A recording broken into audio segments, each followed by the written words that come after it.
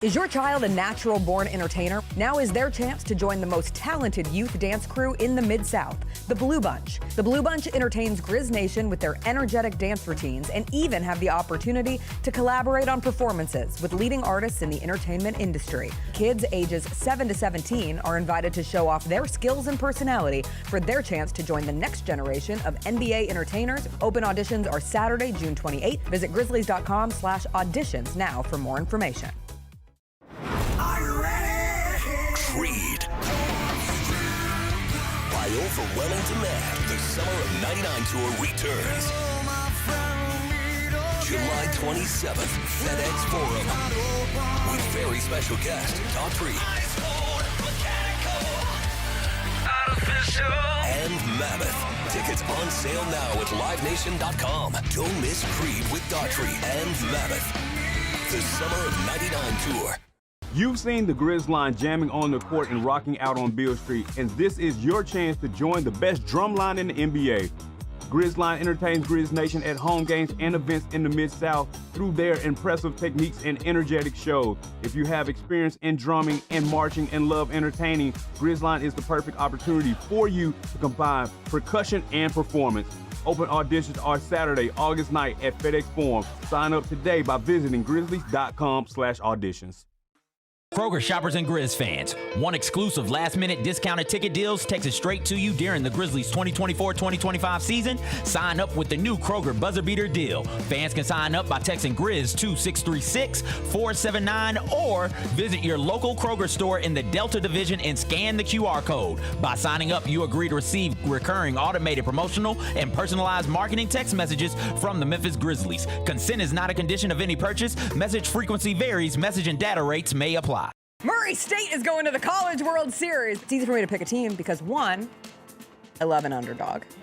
2, I hate UCLA, and I see that opening round matchup. And 3, we are connected to the school's most famous alumni, Ja Morant of Murray State. Tune in to the Jessica Benson Show with CJ Hurt, live every weekday at 8 a.m.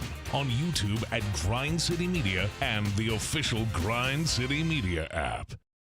Have you always dreamed of entertaining on the biggest stage in Memphis? The Claw Crew is looking for members to join their team for the 2025-2026 season. Claw Crew members are hardworking, high-energy entertainers who assist Grizzlies home games by hyping up the crowd and much more. Not only do they support the Grizzlies at home games, but also promote in Memphis and across the Mid-South. Open auditions are Saturday, August 9th at FedEx Forum. Visit grizzlies.com/auditions for more information and to register today.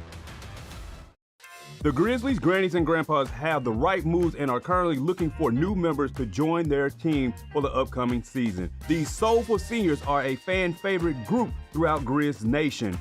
You do not have to be a grandparent, but you must be at least 50 years old with personality, rhythm, and passion for performing. If that sounds like you, then we want to see you on Sunday, June 29th. Visit grizzlies.com/auditions for more information. 1, 2, 3.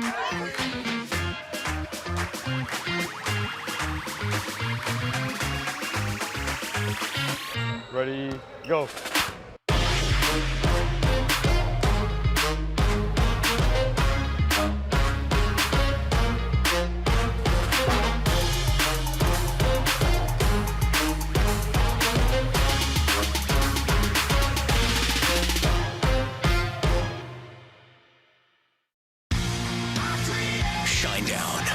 Dance Kid Dance Tour. Live in Memphis. FedEx Forum Saturday, August 30th. With special guests, Bush and Morgan Wade. Get tickets now at livenation.com. Shinedown, live in concert. For more, visit shinedown.com. There are futures for Aaron Judge possibly hitting 400. Hitting 400 at the All-Star break, plus 600. Oh, wow. To have a 400 batting average in the regular season, plus 3,800. To win the Triple Crown is only plus 145. I don't think he's going to hit 400 for the season. I don't either. I that would be Ridiculous. Yes, ridiculous. The Odds Couple, live at 2 p.m. on YouTube at Grind City Media and the official Grind City Media app.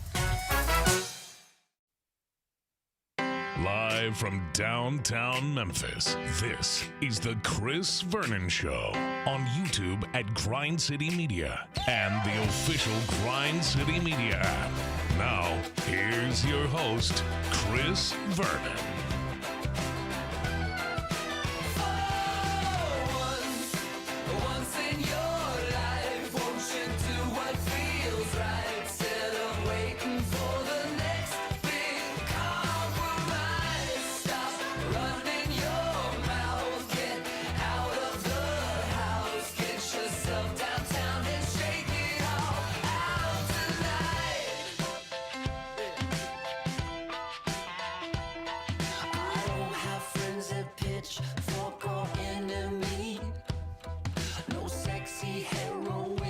Here we go.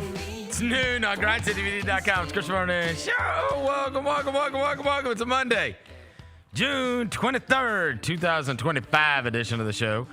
Today on the show, we got a ton of stuff to get to on the show today, not the least of which is an NBA champion was crowned last night as the Oklahoma City Thunder defeated the Indiana Pacers under depressing circumstances. In addition to that, we will get through what this means for the home team. We will look back at the NBA season. The NBA draft is coming up on Wednesday night. We had a massive trade that went down this weekend. Big golf tournament, the College World Series. We got a ton of stuff to get to. We will get you through the weekend and get you ready for the week ahead with 10 things.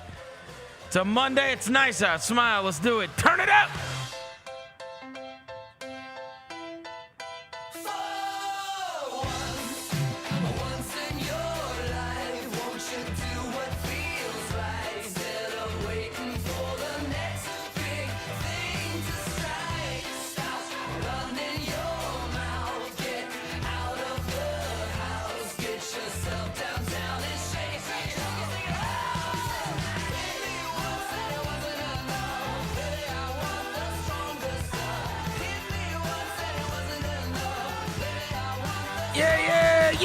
Yeah. Hope everybody's having a good day. All right, we got a ton of stuff to get to on the show today, not the least of which is the NBA champion was crowned last night as the Oklahoma City Thunder won the NBA title. We will get to that and all of the stories concerning that. As I mentioned, the NBA draft is coming up this week. We had a ton of stuff that went down over the weekend. We'll get you ready for the week ahead. Oh, brother. Before I get to anything, Devin Walker's here. He is the microphone mangler, Senor Quasadilla, Mr. Math, Navajo Joe, the reporter, the photographer. He's Sir Hiss. He's Walker 93. Fucking camera shot, bro. Pretty girls like R&B, man. Like, there's no reason for Rosa to be here. Excited to do the show with you today. Yeah, I'm so excited, Bruno, to talk about what didn't happen last night. Because there's somebody to my left who has a mask on. Oh, we're gonna acknowledge him? I mean, we can acknowledge him. Like they don't have to play, turn his mic off or something. All right. Turn his mic off. John Roser, a.k.a. the Cologne Ranger, the Body Spray Bandit, Senor Sack, Johnny Bagpull, Johnny Bearcat, the Grim Roser, John Asparagus, Johnny Neck Carb, John Lance. He's Dr. Thunder. Hello, everybody. Oh, my God. Not a stethoscope. He went full. For goodness sakes, can we at least get an MRI machine? I checked this morning. Wait, you were the one that told Tyrese Halliburton to play. Yes, he is the doctor. He's the doctor that prescribed him to play, bro. What is wrong with you? Guess what? Oh, I hear. That's the heart of a champion. Oh, God. Bootleg doctor. Thunder. Let's go, Dr. Death. Dr. Death. Let's go, Thunder. Bro. And we're just getting started. Oh, man. Just get started is crazy. No. This guy, man. This guy, man. Where did he get Yeah, why did an entire get up? Who made you a Dr. Thunder sign? They make you these at the hospital. Wait, you had your girlfriend steal a bunch of doctor's gear from the hospital so that you could dress up for the show? That's actually why she doesn't work there anymore. That's his foreplay, bro. That's his foreplay. Is wearing a Really doctor's why she costume. doesn't work there anymore. He did tell me that she worked in the hospital for like a day and quit. Yeah, And 2 so weeks. She was like, this place sucks. She literally got a job just so she could get you an outfit for Dr. Thunder. Let me find out that show foreplay, bro. That's Let me find out that show foreplay, bro. Freaky Freaky Rose. Rose. Oh, it's time for your appointment. Dr. Thunder's here. We don't watch General Hospital at our house. We play General Oh no! Real- Good grief! the real I want to throw up. The real chiropractor. I still have like 1 million of these from COVID. Rose is the real chiropractor. Hey, Jalen, get rid of him. Yeah, bro, Get black rid him of out, him. bro, black him we out. want to have a get There rid you go, of him. yeah. Heartbeat of a champion. Heartbeat of a champion.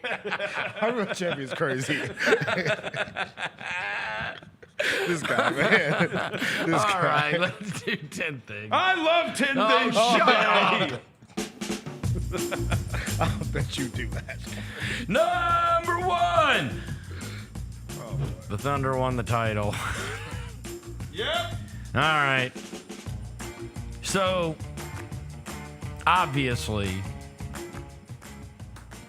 as we went into last night, let me just take a step back, and we're going to do this completely non-biased, okay? As an NBA fan who has enjoyed these playoffs so much more than I enjoyed last year's playoffs, right? Last year's playoffs were just a absolute colossal dud that gave us so little storylines, and it was just boring the whole time. There was like one good series, maybe two.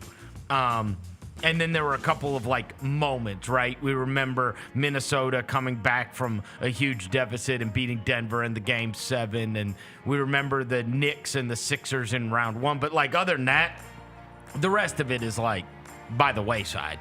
And there were a lot of injuries in that one as well, as the Celtics went on and won the title. And I was thinking to myself yesterday, as this was all leading up to yesterday, I was thinking how wild it is that I am looking so forward to this between the Indiana Pacers and the Oklahoma City Thunder, something I would not have previously expected, that we would be looking at a Game 7. It's all come down to you play all these games throughout the season, you watch all of these playoffs, and now it's going to come down to one game, 48 minutes.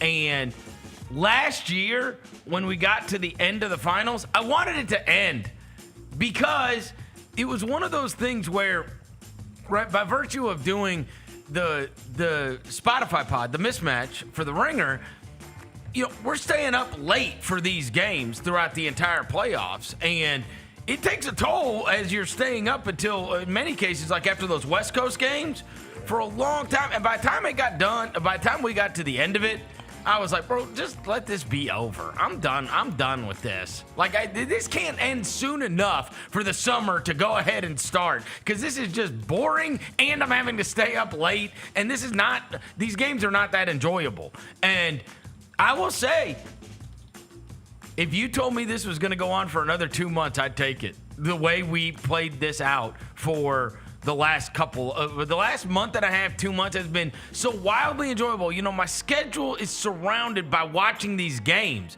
nightly, and then you get to the finals and you've got these like massive breaks in time. And after the Pacers won Game 6, and then we had Friday off, and then we had Saturday off, I was so excited for last night's game by the time it tipped off. Oh, yeah. It was like, this is the final thing. This is the last game of the season. And then 7 minutes into the game when Tyrese Halliburton went down, we experienced this in person here when the Grizzlies were up 27 on Oklahoma City. The arena's absolutely on fire. And when Morant went down and couldn't walk, it was like, oh my God. The hush. I mean, just a flat line. Yeah. I mean, like, and it's all anybody could think about. It's all anybody cared about. And Obi Toppin said after the game. You see Obi Toppin's comments about it? Well, he said we need a tie out there. There's no question that when that happened last night, now they were able to get it together, and I think it probably did. I think they were right on the broadcast in saying it affected Oklahoma City probably more in the moment than it did. But once you had that halftime break and came back out after that halftime break, and you know Tyrese Halliburton is not going to be available for this game, but it was him going down, the visual of him heartbroken. Like you can see him on the court.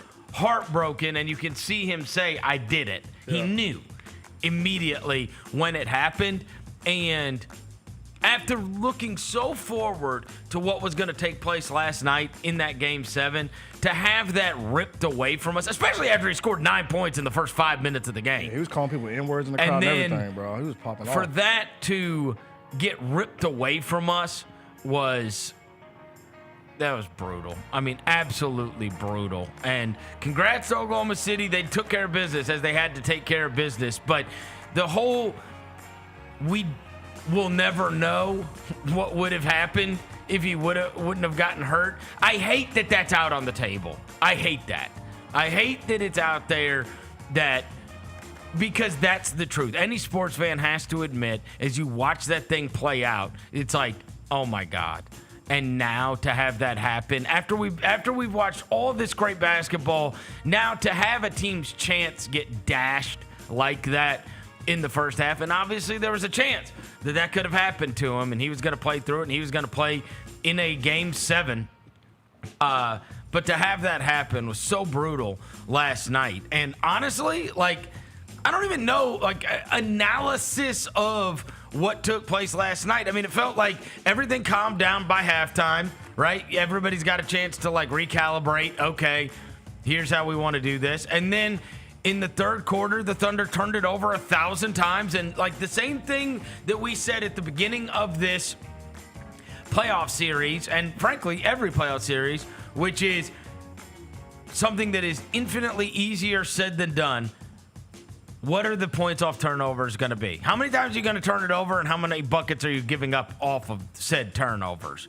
And it became an absolute free-for-all in the third quarter. And it's one of those where you can say, would that have happened if Halliburton wouldn't have been there? I mean, we'll never know. But I do know this. I do know that they turned him over like crazy in the third quarter and scored 1,000,000 points off turnovers. The points off turnovers,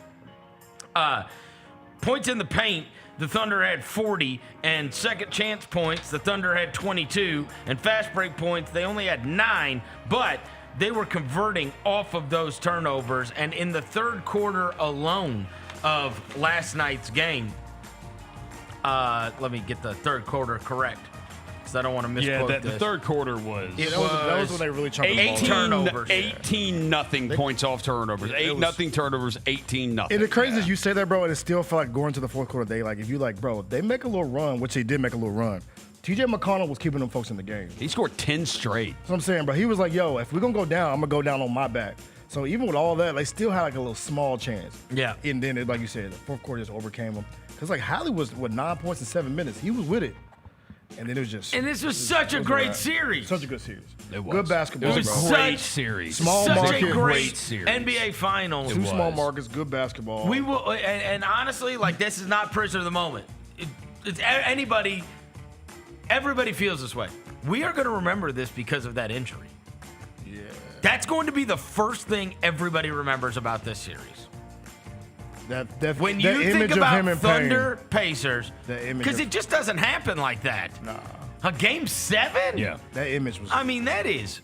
Draymond got suspended. Ruthless. Got suspended for Game 5. Right. Draymond had been suspended for Game Game 7. Yeah. It would have been. Durant got injured earlier in the series. We still didn't Zebo get suspended for Game 7? Yes. Yeah, for And that's punching something Steven Game 6. Adams. You remember that forever. I mean, he was suspended for something that happened in Game 6. Yeah, so you remember that forever, right? Him not playing. Yes. Him not being part of that Game 7. Absolutely. Because he started Mike Miller at power forward that night. And we came out. We did. And honestly, we came out the same. We came out dude, Miller was hitting shots. We came out in that first quarter and we were awesome. Yep. And we couldn't sustain it. I hate that for Hallie though, bro. Because I think last night too was gonna remind players, bro. You got a calf strain, go sit your ass down.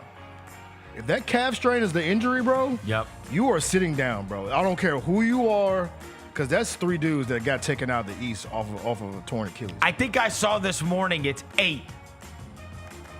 8 players this year. 8 with Achilles. Torn Achilles. The Pacers had Do 3 you of them know- on their team. Right. Yeah, Wiseman happened to the first Yeah, they minute had, of the they season. had 2 on their team. Yeah, James Wiseman happened the first minute of the and season. here's the deal.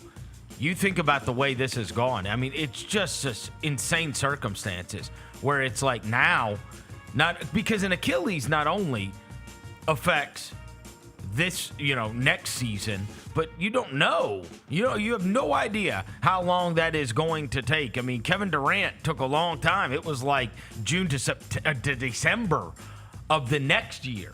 Like, I mean, and then talked about how he didn't feel like himself for another year, right? Played 30 games or whatever he played. And it's like, you think about the profound effect this can have on the Eastern Conference, and you say, I mean, it's Pacers without Halliburton. It's the Bucks without Dame. It's Tatum. It's the Celtics without Tatum. Yeah, it's wide open.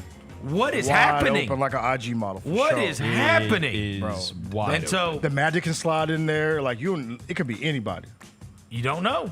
Like that's why I feel like the Magic were aggressive because they like, yo, the door is open, bro. Well, Even now before the it Pacers certainly thing, bro. opened more with the Halliburton injury I last mean, night. Halliburton, Tatum, and Lillard. I mean, that's 3 teams that you would probably say no matter. Top 3. You have them penciled top 6 in the East next year. All 3 of those top 6. And now, I who hate knows? that for them, man. But lame ass Thunder, man. Well, it was brutal the way it all played out. Brutal the way it all played out because we just wanted to see what these 2 teams that have given us such an unbelievable NBA Finals get to see it fully formed, and to have that ripped away from us as basketball fans was awful. And I will say that. Let me just say, though they have not been my best friends, I always talk about this, right? Where there's a level of objectivity that has to come in, and we say, what if it was us? I got to tell you, I feel bad. Thunder fans aren't going to more than likely care, right? Their team just won the title. It's super exciting. But I do feel bad in the sense of the way it played out, right? Like, I want to win without anybody saying anything. You know what I'm saying? I don't want that to be a caveat that, like, that's the game that Halliburton got hurt, or that's part of the reason we won the title. Yeah. I want no holes to be able to be punched into it, but honestly, with the way the NBA and the history of the NBA goes, you could probably poke holes in Damn near every championship, low key. a lot of them. Yeah. Certainly a lot. Like, ain't that many perfectly won Certainly a championships. lot of them. Yeah. But one of the things that we have learned, and this was part of what the Celtics ran into last year, where there was a bunch of guys getting hurt. It's like the number one thing is being able to stay healthy through the entire thing, and it's all the way till the end, right? Because they didn't have to do it without their guys, right? If you could stay healthy through that playoff run, that's what gives you your best chance. And then I had to, look, the Halliburton injury was horrible. The Thunder are deserving champions. They had a great, great season. But having to listen to Gary and Roser talk about how this isn't about getting close to the Thunder, and no one can be close to the Thunder. Glazing the Thunder. I mean, oh my big God, glaze. they wouldn't stop because Krispy Kreme glaze, what, Rosen? honestly, what is wrong with you people? No, for real, dead ass. Seriously, what is wrong with you that it's like you shouldn't even be, you have no chance of ever getting as good as the Thunder? Bro, they just played 7 games against the Indiana Pacers. Who y'all thought they were going to sweep, They by the way? played 7 games against the Denver Nuggets, who lost Aaron Gordon. Yeah, come on, bro. Come on. Y'all forget I'm who sorry, I was I think listening to the I think heart y'all of a forget. champion. Come on. I think y'all This was forget who not- y'all root This was for. not. This was not the Golden State Warriors, who you have no chance against and are so far above and beyond everybody else on the planet. They proved that. We watched that. You were watching a Game 7 against the Pacers. Yeah. That's what you were And watching. they were on the ropes because Hallie was talking that at the beginning. Boy. You watched a Game 7 against Denver. Yeah, wait, hang on. So what am I Like, saying? What did We're I saying say? because y'all said how far ahead they are in front of everybody. Oh, no. That you have no chance. Somebody this morning tried to tell me, No, they might. That you have no That is chance not of getting everybody. as good as the Thunder. That is not of everybody. Of us? Yes. That you have no chance of getting That as is good not, as no, the no, Thunder. no. We were not talking about every other That team is in the what league. you were saying. No, we were not talking about every other team in the league. We were talking about the Grizzlies.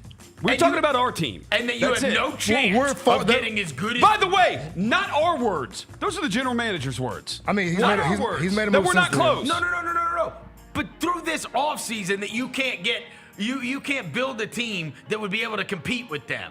No, I don't think so. If people sat down, I like, think that what would if they- no what if that, they that I win think three we out of would the go. next five? No. Come on. Okay, no, I do not think you're going to build a team this offseason to where if you win in a playoff series with them next year and everything is equal and healthy that you're going to say the Grizzlies should win this series. No, I don't believe that. But I do believe you can build a roster that can be competitive with them. And as these playoffs have shown, whether it's Jason Tatum, Damian Lillard, Aaron Gordon, Tyrese Halliburton last night, once you get in that series, if you can be competitive, dude, anything can happen. 'Cause that injury stuff happens. Anything can happen. So my quit ass. picking. This is quit not little because picking you guys about are what I'm saying, acting 'cause like that's this is the absolutely what- Warriors. Yeah, y'all act like this is the greatest Like, team you ever can't touched a out- how basketball. can I you was ever- just relating it to the Grizzlies. I didn't say anything about The other best teams basketball being team to able ever to get better. touch the leather, bro. Like, calm down. Yeah, what were bro. they? 16. don't I think think they they were are. 16-7. Yeah, bro. Yeah, In the I playoffs, don't they're think good. they They're cold. are. I think they're They- really good. They cold, bro. They can hoop. I do not think they are head like- and shoulders above every team in the league. I do think they are a lot way better than us, yes. No. And those are our it GM's words. No. It was about what you can build in the offseason. Yeah, it's Like, there were off seasons when you went, you go, you're never going to be able to beat the Warriors. Like, no matter what you do, you can't beat the Warriors. Like, there's nothing you can do. yeah, like the KD Call Warriors. God. Yeah, you weren't. There's, God. there's nothing you can do. The only way you can Right? beat them is if KD tears And his that's how Achilles. you guys talked about it. You said, No, if Shai Gilgeous-Alexander twists his ankle, maybe. From our team, You can build a So we team need for SGA to to twist play his with ankle. them. we are not building a team that is heads up beating them in a playoff series this offseason. We're not doing that. I want you to clip that, please. Remember Please, that. please remember that, clip it. please. Please remember clip that. it. Because don't forget, Please Rosa, clip it. we was on their neck, bro. No, our we poor were guy not. was on that. We was No, up 27. we were not. We're up 27. Congratulations. Who are you with, bro? Congratulations. Who are you with? What do you Who think? are you with? Tell me who you with. What do you mean, Who who are am you I with? Who are you with? Who am I with? He's Who are wearing you the with? Thunder Man, my guy. God. Exactly. Thunder Like, gear. what are we talking about, bro? Who do you think Come I'm on, with? bro. All right, That's all the right, bro. stupidest shit ever. Like, And I mean, is it though? And they Yes. also and Is they it though? no he is like, this is how he was raised. This is how he's always been. It is, I'm a fan of this team, but all I do is downplay my favorite team, right? He's one of those fans. He downplays the Tigers. He downplays the Grizzlies. He downplays the 49ers. He downplays all, that's just his MO. That's not totally true. It is either. true. That is not It totally is true. true. Who we got No, it is not. to get on our team to make you believe? Who do we have to get Who on we our got to get on our team team? to make you actually give a damn? They think we can beat the I Thunder. don't want to go into that. I don't want to go into God himself. No, he literally said there's nothing we can do this offseason. that. I don't know with what they're going to. They don't have money to do it. You told us before the Caldwell Pope trade we had no assets, but then they went and got assets. They do have those now. So you said before the Caldwell Pope Desmond Bain trade, what are we gonna do this offseason? We have nothing to move. They went and did that. So Okay. it's gonna take them to do something so you believe, right? Yeah, I Okay. mean, All right, yeah, understood. for me to believe that they're going, yeah, like I. But you I said don't we didn't think have they could- assets, and they went and got assets. I think they're Just going to make it- get just make it something clear. else, but I don't think it's going to make you better than them. Number 2, the most memorable team from this entire season is going to be the Indiana Pacers. So live with that, Dr. Thunder. Hey, bro. Them that's boys fine. are the Thunder, man. When you think about, I was listening to Simmons and Zach Lowe and Russillo this morning, and I was glad that they said it so I don't have to just be a Thunder hater. He's like, I don't think there's ever been a finals. Bill said, I don't think there's ever been a finals like this where you're going to think of the losing team first. And you just will. And because of the way it played out and because of the Halliburton injury and also the moments that took place. They had it all. I will say there was one moment when they took the lead going into halftime when Nembhard hit that 3, and I was like, bro, they have the chance to have the greatest championship DVD ever. Like, ever. When you look back at the moments they had against the Bucks and then the Knicks and then on their way to the NBA Finals and then tying this team 3-3 and then in Game 7 losing their best player if they pulled this off. Yeah. This is like the greatest movie ever. Instead, it becomes like Rocky, right? Rocky lost. Everybody loved Rocky. Everybody loved it. Yeah. And so Screw them, bro. They had an amazing run. And they are the ones that make you believe anything is possible. I think that is the lesson that comes from the Indiana Pacers. And it's interesting. I am always timid to look at people look at the NBA champions and they say, okay, this is how you have to build, right? And sometimes that can be the right thing to do. And sometimes that can be a fool's errand. They can say, oh, well, this is the kind of thing. This is what we're going to have to deal with if we are all able to get to the next level, right? And so you looked at it and you said, you know, the guy that's running Minnesota says, we're going to have to get past Jokic. And so he goes and he gets the guys that help him get past Jokic. But then he can't beat Luka, right? Because now it's all spaced out. It's like, oh, shoot, right? I thought I was going to, and he was right in that you were going to have to get past Jokic. But one of the things, you know, the depth thing is much more relevant with Indiana than it is with the Thunder when you're just talking about what it took when it came down to the very end. Because the Thunder played 6 players, 20 minutes or more. 6. So the depth thing is obviously helps you win 68 games and helps you get to this moment and helps you have, right? We always talk about like what's going to happen at the end and who are the guys that can perform in the playoffs and perform honestly when the pressure gets the highest. And you know that your rotation is going to shrink. It's one of the things that we bitched about all year where we said, bro, we have 3, maybe 4. If you want to throw in Brandon Clark, right? Ask Scotty now, bro. No. I'm saying when we went into it last year, we knew we had 4 that we thought we could count on, right? That's not enough. It's not enough. 4 that we were sure you could count on for big-time basketball. In the end, Oklahoma City had 6.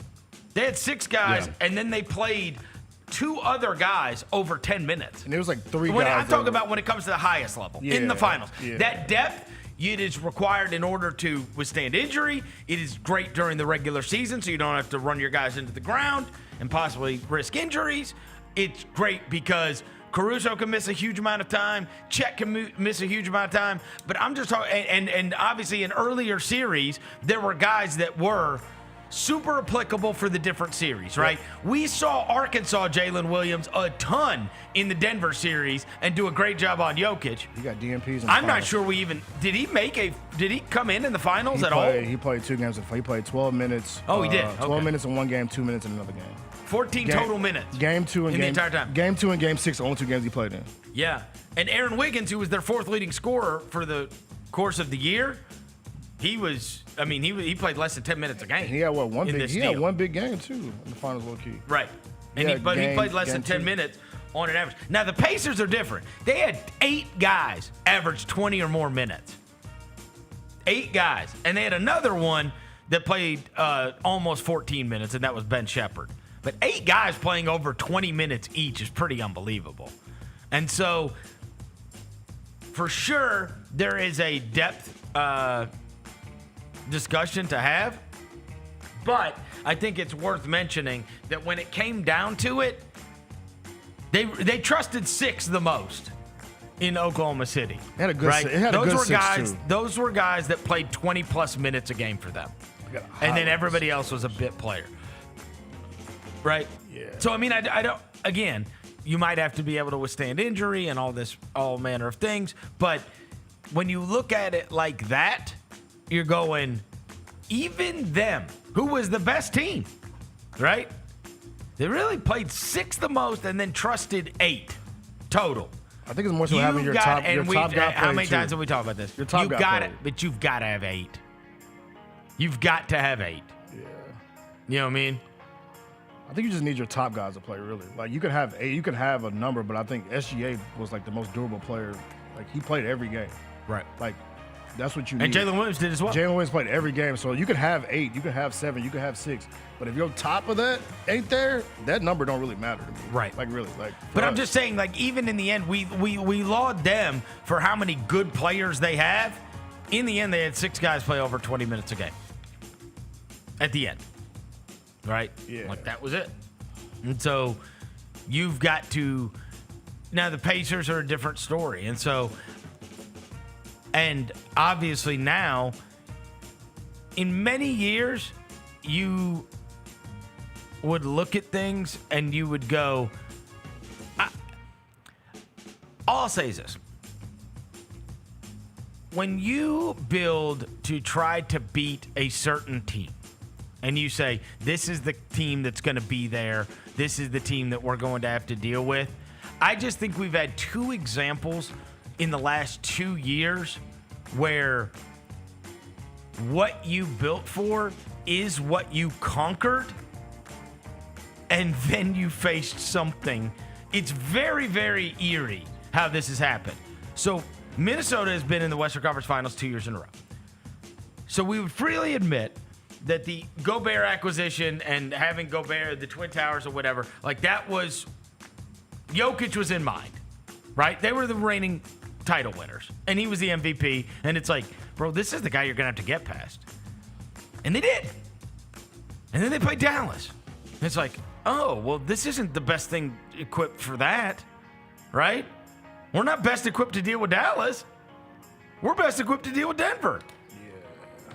And guess what? When New York goes out and spends an absolute king's ransom on Mikal Bridges and OG Anunoby and the rest of that, who you think they're thinking about? Who you think they're having to deal with? Celtics, dog. And they did. Yeah. And then they played the Pacers like, oh, well, this isn't the best thing to beat the Pacers with. Yeah. And so that's all I'm saying. It's like, be yourself. Be yourself. I do think that teams routinely do this. And they go, this is the team that we're going to have to get past. And we have like specific examples of this happening the last 2 years where a team made moves and it did equip them best to do what they needed to do. The problem is they met those teams around early and then they had to play somebody that wasn't best equipped for. There's all kinds of different teams now, right? There's all kinds of different teams. There's all kinds of different styles, and you never know what's going to happen. And so I just think it is a fool's errand to build with anybody in mind, right? To sit there and go, yeah, but who's going to guard this guy? And who's going to guard, who's going to be able to guard this guy? Like, I think you have to be yourself, and I think that is part of the lesson of what's happened with the Pacers and, frankly, Oklahoma City for that matter, right? Being malleable, I think one of the big things about the Pacers and about Oklahoma City, and this leads to number 3, lessons for the Grizzlies. One of the big things about the lessons for the Grizzlies, and frankly for any other team, is the ability to be able to be malleable. That, to me, it's not about this is the team that you're going to have to beat. It is, do we have a roster that is flexible enough that when we play this kind of team, we are equipped to do that. When we play that type of team, we are equipped to do that, right? And that is what the Pacers were able to pull off, right? They were able to play, and obviously their style created an advantage, no question. Their style and their depth, and that they were unique. They're like one of those teams where we play in the NCAA tournament. You remember when Shaka Smart's teams used to always just press you to death, or even the early Bruce Pearl Tennessee teams, or those John Beilein zone teams, or even the pack line defense at Virginia. Like, they brought a strategic element to the party that was different than anybody else you're used to facing. But one of the things that I think is relevant towards both of those teams is that they could play different ways with different personnel. They were good enough to be able to do it. And that so many of these teams, their best way is only one way. Like last night, they started the game with Hartenstein. Yes. They started the third quarter with Caruso. Yeah. Like the ability to be able to do stuff like that is what makes you a champion. Yeah. That's what makes you an NBA Finals. And it also enables you to beat a team. You can't be more different. Like Denver is center focused, right? And they had to beat them. Yeah. And Minnesota is huge. And they had to beat them. And the Pacers will run you into the ground. Fast. And they beat them. It's being malleable more than it is, here's the team that you're going to have to beat. Because what are you going to do if you don't have a big against Jokic? What are you going to do? And so size had like a renaissance. Everybody wanted size. Everybody wanted centers. Everybody wanted size. And then, because you looked and it was like, geez, man, like you got Minnesota and you've got, and size is what obviously did the Thunder in the year before. And they went and got Hartenstein. They changed everything, right? In terms of what their ability to do on the front line is. They're not just walking in there with Chet as the guy that they're depending upon. And so, and then when they got a dog in Caruso. They got Caruso. They got Hartenstein. They saw the Maverick stuff, and they were like, we are too young. We need some veterans. A dog. That boy a dog, man. Elmer Fudd, bro, all the jokes. That boy is a dog, man. He caught that. You caught the joint off the rim, I said, hold on, dude. Bro. He did. That would have been the highlight of the finals if he would have punched that. Here's the thing. Caruso a dog, man. To me, it is about building a team that can play different ways, right? And with our team specifically, in order to be able to get to a level that you can compete with teams like that, number one, and obviously the Bane trade is a step towards that. The number one thing I watch when I watch those teams that is so drastically different is perimeter defense. Perimeter defense. Yep. Right? Yeah. I'm talking about all the way around. People that can stay in front of people. Yeah, or people that can do and this. And they just got him in spades. And we can do this, Jalen, too. Can we add this to the... They just got... I mean, even Matherin moves his feet. Like, I mean, I'm talking about guys that really can defend. Jalen, play the clip. We got to add this to the script, too. We got to add this to the defensive strategies. Jalen, you got the clip. I'll send it over. We can add this, Vernon. We can really do something. If you can be able to grab a player's hand while he's dribbling, I mean, that would be great. It is another lesson. Obviously, look, when you're thinking about the lessons of the Thunder, part of it is foul every single possession, flop on offense like all the time, and push off with your arm to create space. Derrick Henry stiff arms. Can we work on those? So I would say those are great lessons. Do you agree with that? These are amazing lessons to be able to draw. Hey, can we get Derrick Henry? Yeah, can Derrick Henry come in here this offseason? Just foul constantly, flop like a fish, and then use your off arm to create distance. I wish we could play defense as aggressive as that. Yeah. But we don't have the capabilities of playing defense or that aggressive. I will say they just go by us. They just blow by us. I can't really make fun of that because that is the way TA used to play defense too. TA played that way. Dylan Brooks plays that way. TA got away with that all the time. That's how Dylan Brooks plays. Like people would complain like, "Yo, why is this dude grabbing me every play?" But hopefully Caldwell Pope can do it, bro. By the way, there's only been you see this tweet? There's only been 3 two-time champs in the 2020s. There's only been 3. Yes. Caruso. I know. Our guy, Contavious Caldwell Pope.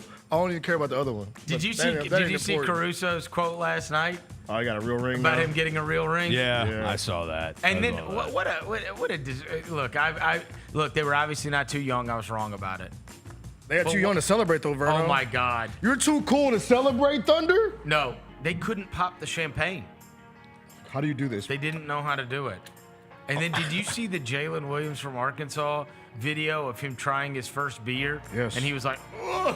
Yeah. It is a reminder when you're like, but I mean, I think I took a sip probably, what do you say, 14, 15? You took I don't know. Red's Apple Ale or something like that. Where I tried a sip of it, and that's the first. I'm not gonna bag on him for having that reaction. The first time you taste a beer, nobody is like, oh, this is delicious. Yeah, no, beer's disgusting. Acquired taste, bro. Yeah, beer is, yeah. And it was like a Michelob Ultra too, bro. So that was a sick first beer to have. That's just water. Yeah. You're just drinking like. And so, anyways, no, the celebration was muted to say the least. Yeah, bro. Like they didn't last night because the horn went off and it was like shake hands, shake hands. Then I saw Rachel Nichols. And, it just look that. And SGA was on Good Morning America this morning. It was not hungover at all. Yeah, bro. Like they did not. And then they said, and then they were like, Robin Roberts is like, and later in the show we've got Jalen Williams and Chet Holmgren coming on. I'm like, these dudes not party. Did y'all not get lit? Like you remember? Was Applebee's not cracking?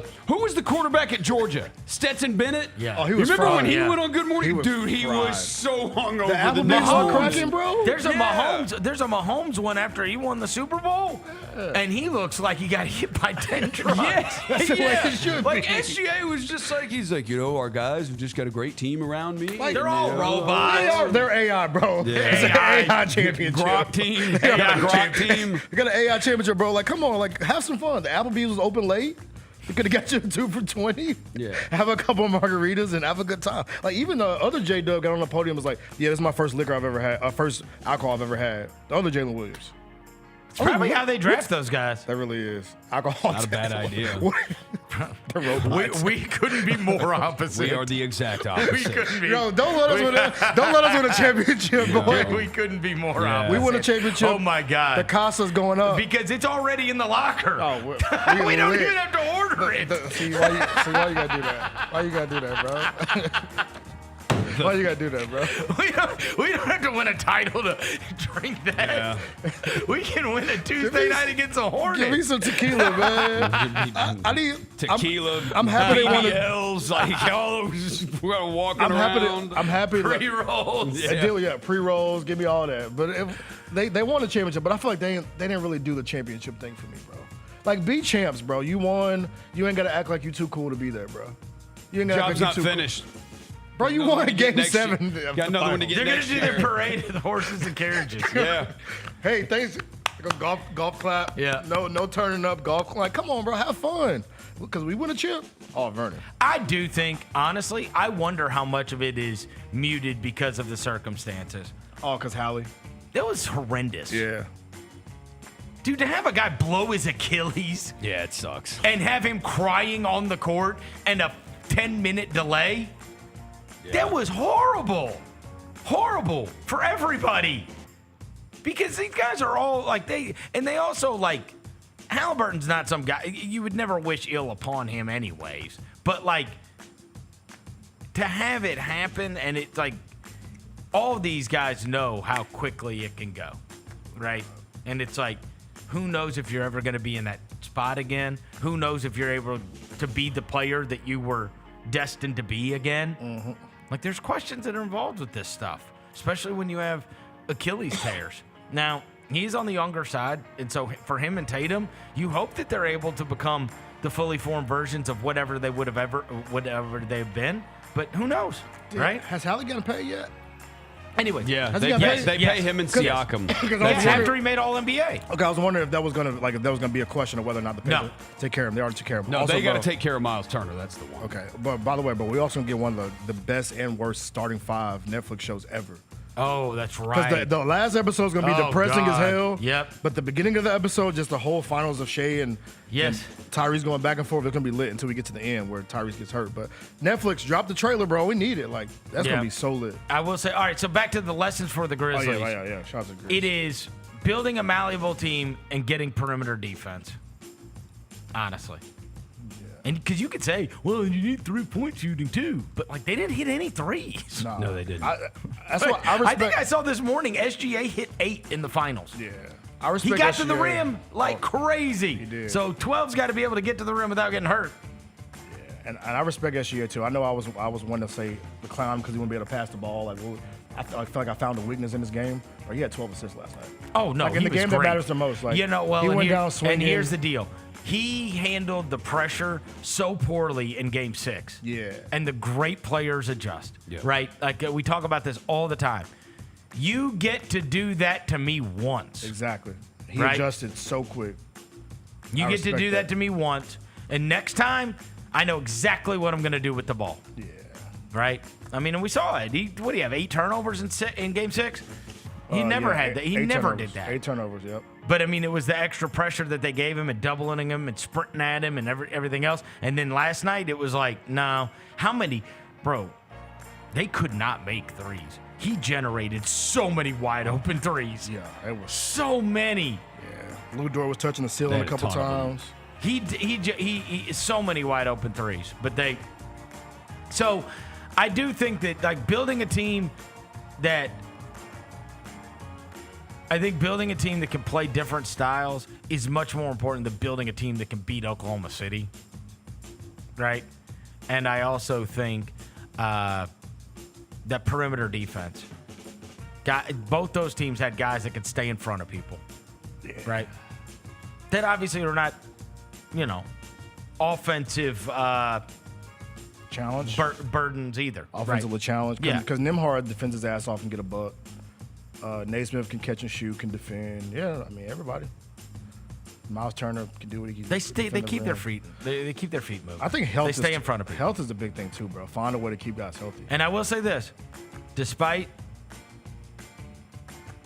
what Roser thinks is possible in this offseason, given the salary cap, I've already got a trade. Kentavious Caldwell-Pope was on a podcast. Yeah, he was. And there's 2 things that we need to take out of this.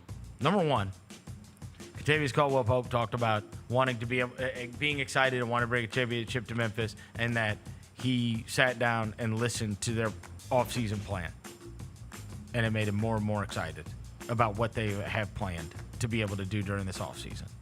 Number 2, that is an absolute 100% signal that Kentavious Caldwell-Pope is going to be a Memphis Grizzly, because there is 0 chance they would sit down Kentavious Caldwell-Pope and tell him any offseason plans unless they were going to keep him. So he will be on the team. Yeah. So get used to Kentavious Caldwell-Pope being a Memphis Grizzly, and I'm with that. Him being privy to what their plans are for this offseason and it making him excited makes me excited. Because he's been around a long ass time, and he's been on 2 title teams. And Orlando hasn't had like a good offense in like 20 years. So like we can put that season aside. Like he had a bad year. Some would say, well, he's 32, he's turning 33, but it's like, nah, dude, Orlando's never had a good offense. Like, their offense is just not good. So I think it's just I'm so happy about him being able to do what he can do on the offensive end, catch and shoot or whatever, defensive, good two-way player. I'm just glad to have a dude that's had an NBA championship. How many times? He's seen that shit before, bro. How many times have I told you? I'm happy to have a dude that's seen it before on our roster. Won something. He's done it twice. And somebody that young guys will listen to, look up to, and listen to for good reason. And I don't want him to be the only one, respectfully. Like I need at least maybe 1 or 2 more. Of course, make some shake. But I'm just happy for him. Evidently, he talked to them, and they told him what they're planning for this offseason, and it excited him. So I promise you this: that's not staying pat. Exactly. You know what I mean? Go get Daniel Gafford. Go get Devin Booker. Number 4. Another team made a big move, and that was the Phoenix Suns and the Houston Rockets making a deal for Kevin Durant. I have the weirdest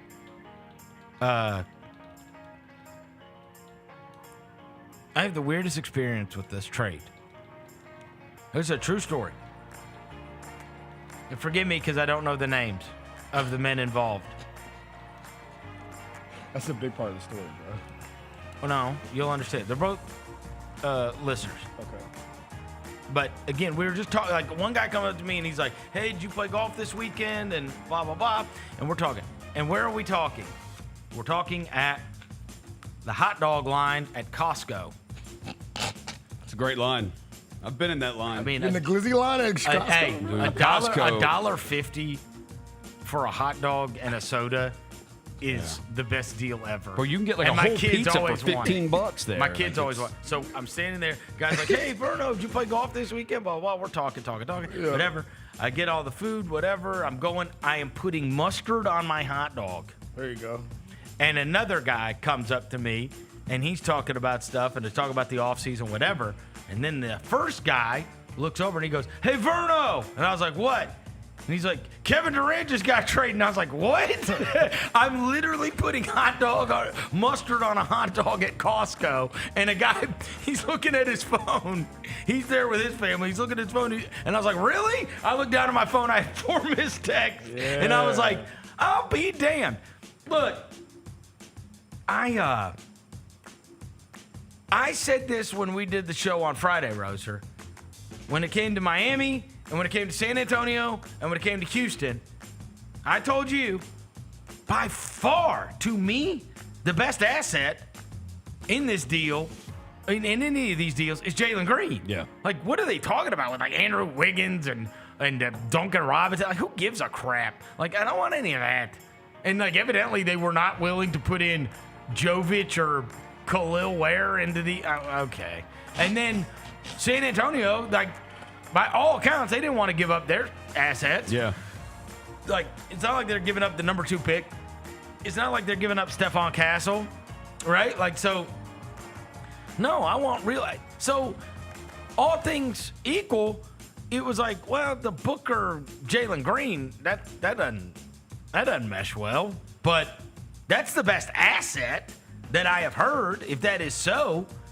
And obviously they paired it up with Dylan Brooks and also the number 10 pick.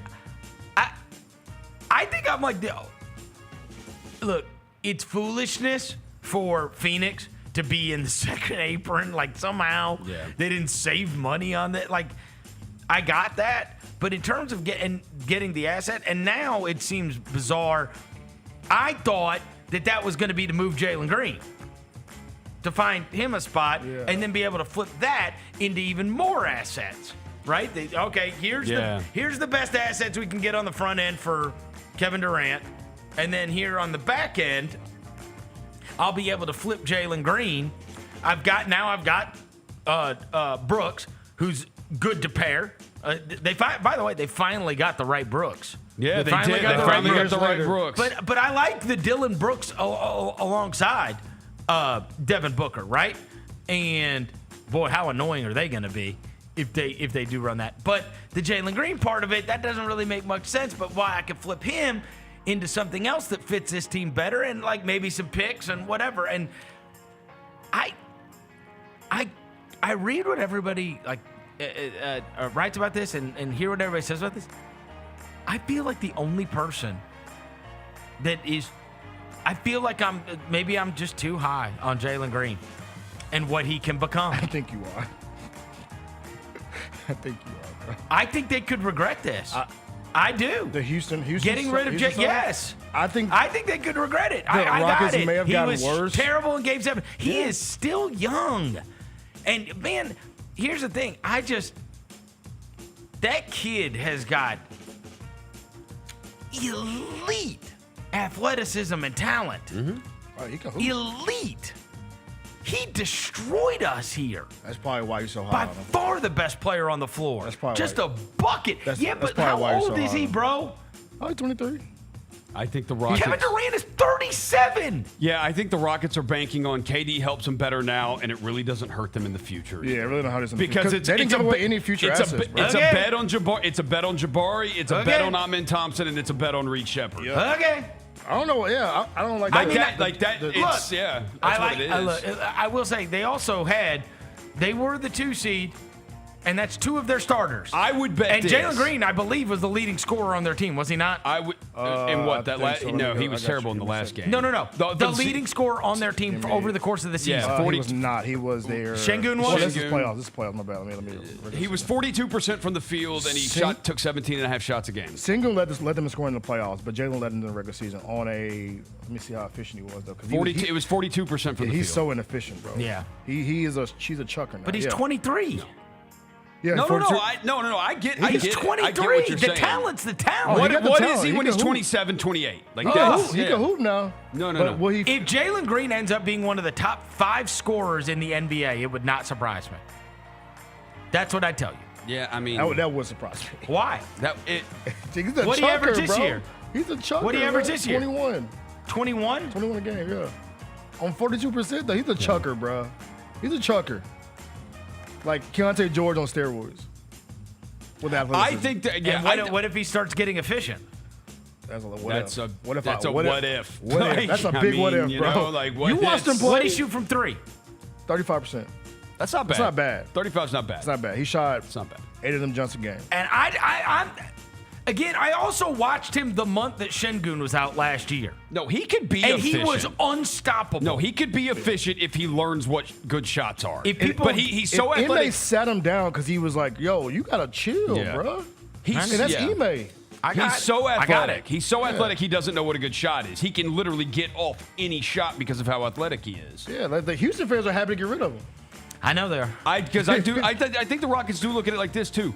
If we had in that Game 7 Kevin Durant instead of Jalen Green and Dillon Brooks going 6 for 17, we beat the Warriors. If we have Kevin Durant in that game, we beat them instead of those. I don't think the Rockets got personally. I don't think they got better at KD because you still like as somebody to dribble the ball like Fred VanVleet can handle the rock.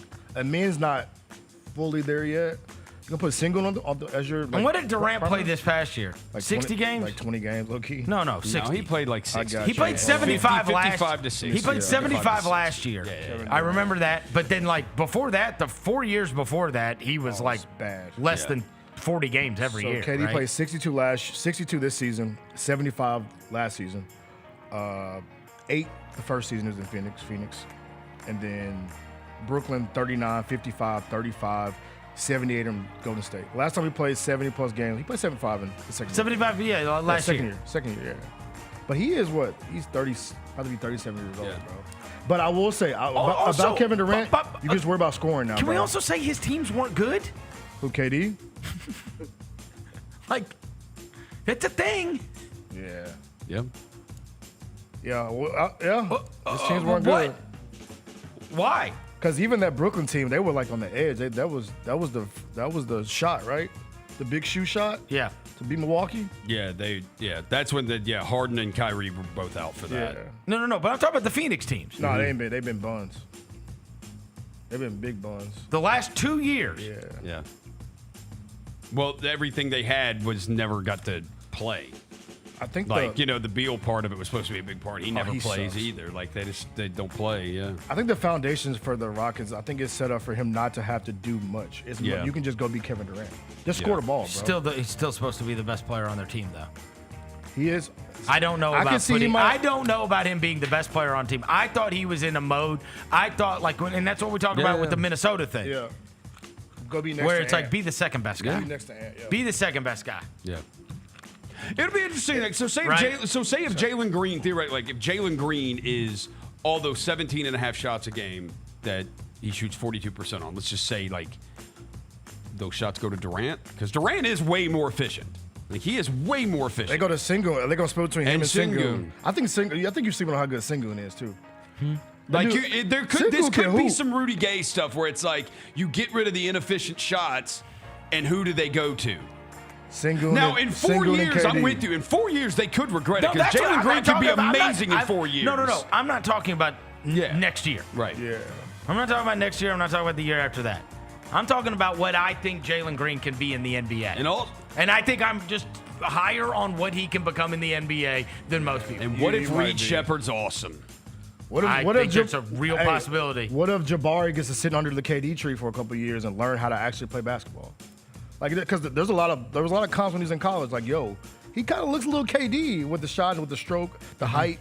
Maybe he can sit under KD, learn some stuff. And Amen Thompson. I mean, and that's the thing too. I was confused of whether or not. Well, the other thing, by the way, Rockets to your point about the inefficiency thing, also Dillon Brooks still does not make shots. No, he still does not make. He's like Jalen. He'll go on a little run where it's like there's like a 7-game stretch. You're like, oh yeah, all right, Dillon's turning the corner, and then he'll have a stop sign. and then he'll have a 5 for 18. It's like okay. I'm just surprised that the Rockets didn't have to give up any young assets at all. Like any of their young players that can hoop, like the Tari Easons of the world, the Reeds, the Jabaris. Like none of them had they. You didn't get none of them in the deal. Yeah. He's 37, and you've got to pay him $100 million. Look, one of them, bro. There's still one of them out there, bro. He's 37, hasn't won anything in a long time, and you've got to pay him over $100 million. It's like, yo, people talk about I really feel like a lot of this analysis is that they traded for 32-year-old Kevin Durant. Right. Yeah, not 37-year-old KD. Yeah, what injury problems? 37-year-old KD, his numbers are great, but yeah. Who wants a 2-year extension? Yeah. For that's like a 37-year-old. That's like $130 million extension or whatever it is. Nothing else. I'm with you. I just feel like people are talking about this again, that he's the ageless wonder. And again, the numbers are good. His team also stunk. Respectfully. Yeah. You know what I mean? Yeah. I don't think the Rockets. I don't think Rockets got better. I don't think the Suns got better. It was just like, yo, we just got to do this deal for the I think the Rockets got better. Yeah, I think the Rockets got better in the short. They did. But I also think that the asset that is, I just think Brooks is a starting, certainly a starting level / rotation level. Every team needs that. He meets Ime's mentality. But everybody needs our Dillon Brooks. Our perimeter defense has been trash since he's been gone. Everybody needs a Dillon Brooks. Okay? It is true, dude. No, he has value. Everybody needs. Retweet. And you also got the number 10 pick. Yeah. Yeah. I liked the value the Suns got. I think it's fair. Yeah, I just think they're stupid. They're a stupid team. And They are a stupid team. At least they're going to pay. They're paying Devin Booker and Jalen Green what $290 over the next 2 years. I don't know. I know you're saying like they didn't get any of the young guys, but bro, the number 10 pick Jalen Green and Dillon Brooks, I think is good value for a guy that you have to do something with. Now for Houston though, it's also like I said, I think if they had Kevin Durant, they would have won Game 7 instead of Jalen Green and Dillon Brooks. Like, this trade isn't to win one round of the playoffs. Like, you're getting Kevin Durant because you're trying to make the finals. Like, that's well, you're also speeding up your timeline. Yes. Yeah, that's a playoff move. And so that's going to depend. Because, look, you ain't winning with Kevin Durant in 3 years. Nah, it got to be now. It's got to be the next 2 years. Because, like this is not because you were a second seed in the West, bro. Like, you're not going to get no better than the second seed in the West. This is a playoff move. Like, when we get in the playoffs, get a ball to 35, bro. Right. Because in the regular season, you're going to win games. I don't think having your best player be a 38-year-old small forward is probably the best mode of operation. Yeah, definitely. I think Sengun's the reason I liked it here is because Ja was still going to be the guy. Yeah. Anthony Edwards is still going to be the guy, right? There's you're now looking at a team and saying my best player is this guy. Sengun. I want Kevin Durant being my best player in 2021. 2021 KD was awesome, man. Right? Bro, KD, he still is awesome now, but he's not as quick as he used to be. You think he it's does not more go of off the KD dribble or as much. empty stat KD now? I just don't know. I'm gonna get my numbers. Well, we don't bro. know. Yeah, we'll find I'm out. Get my numbers, bro. We really ain't gonna go nowhere with my numbers. I also thought they had something really good in Houston. Oh yeah, they were. But it just got good. There's no doubt there. We'll see about Ime. Right. Like, because they lost defense. Like with intensity Jalen and Dillon, heart. they absolutely lost defense with those two guys. So KD's not exactly like it is a bank on Amen. It is. It's a bank on Amen and Jabari. And Alfred Sengun, and bro. You gotta say Jabari's his long name, too. bro. Say Alfred Sengun's name. He can hoop. Yeah, he can. But I don't think he's gonna change what he. Triple-double type dude. But I don't think he's changing. Like, I don't think he's gonna like. Sengun. How many more? No, he's awesome. How many more shots is he gonna take again? How many shots does he take? He like low-key he becoming. Is he gonna be a guy who takes 21 shots again? I don't know if he's Let me gonna. see how many he took last year. Hold on. Let me see. Again, But he is awesome. He couldn't score on Draymond Green until Draymond got in foul trouble. Yeah. Couldn't score on him. I mean, he couldn't score on him. 19, 10, and 5. I also. How many shots does he take? I just don't. 15 shots a game. Shoot 50%. Again, and I was one of the.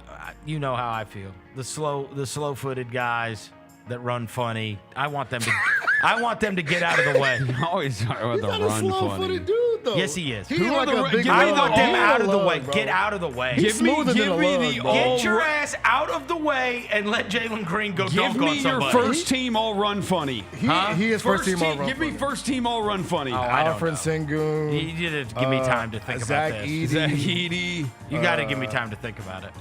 Who else runs weird? Miles Turner. Miles Turner does run weird. He runs like he puts up Legos. But no, don't sleep on Sengun, bro. Don't sleep. What do you mean? You call him a lug that runs funny. He doesn't run like a big lug, though.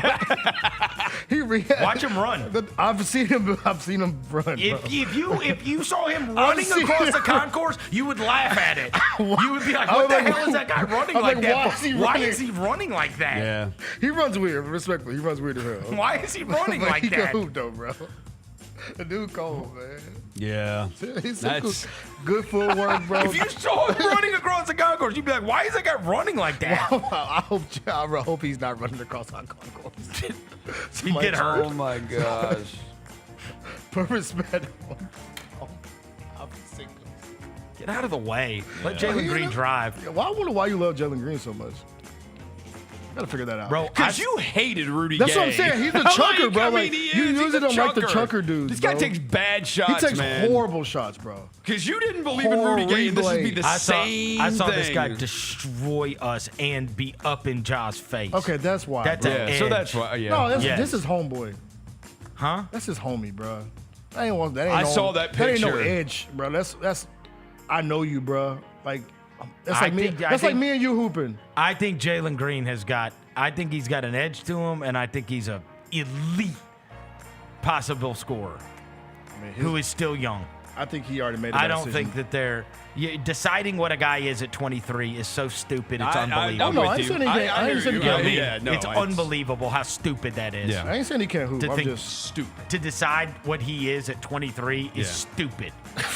This guy is an athlete who can get a bucket. And his girlfriend's 45 years old. Yeah, I didn't say his decision making wasn't questionable. I mean, look at that. It makes sense of what his basketball game is. Is she hot? She's hot. Dre is bad now. Okay. But surely Dre hope is he's bad not now, humping but- an ugly 44-year-old. Surely. Yeah, but still though, like you just said, questionable decisions off the court. He makes questionable decisions on the court. He'll grow up. I'm a give it time guy. Are you? Yes. Let them become what they're gonna become. Okay. You know what I mean? Like, If Jalen Green can hoop for sure. I'm the one still saying, hey, when everybody's telling me Ja Morant's not getting any better, I'm saying, give it time. They're like, oh, how much time do you want to give it? How much time do you want to give it? Next year. This man is right here. Jalen Green. I can't believe One you, more bro. year. One more year, bro? One more year. No, I ain't doing that. No, you got that one, bro. Josh shoots 30% from three. I know, bro. No, you don't. Trust me. I guess you don't. I look at his stats once a day. Okay. I remind myself. But I think that it can get better. Oh, 100%. We can go up from there. But how? But Ja ain't. He's 26. But Ja ain't seen as a chucker though, bro. Huh? Ja ain't seen as a chucker though. It's because he doesn't chuck. Okay, calm down. He drives. But I'm saying, though, like- which you also did that worse this year. But Jalen is known as a chucker, bro. Like a certified chucker. And makes questionable decisions off the court. I don't know. He was the leading scorer on the 2 seed.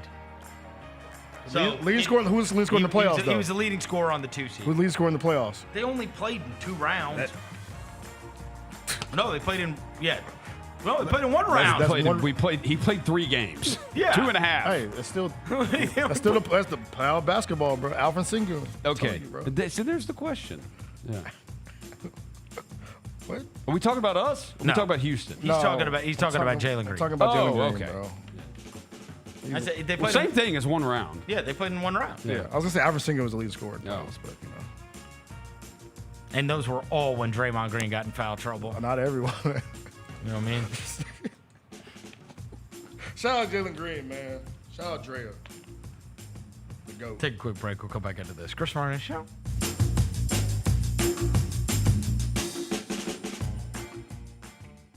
What can the Memphis Grizzlies learn from the Thunder Pacers NBA Finals series? Your style of play is not something that you really have to change. Both of these teams love to play fast. Both these teams love to play really aggressively on the defensive side of the ball. Hey, Grizzlies fans, be sure to tune in to Grizbeat, where the panel and I break down all things Grizzlies and take a look at the rest of the NBA as well. The show is live every Wednesday, 2 p.m. on YouTube at Grind City Media and the official Grind City Media app.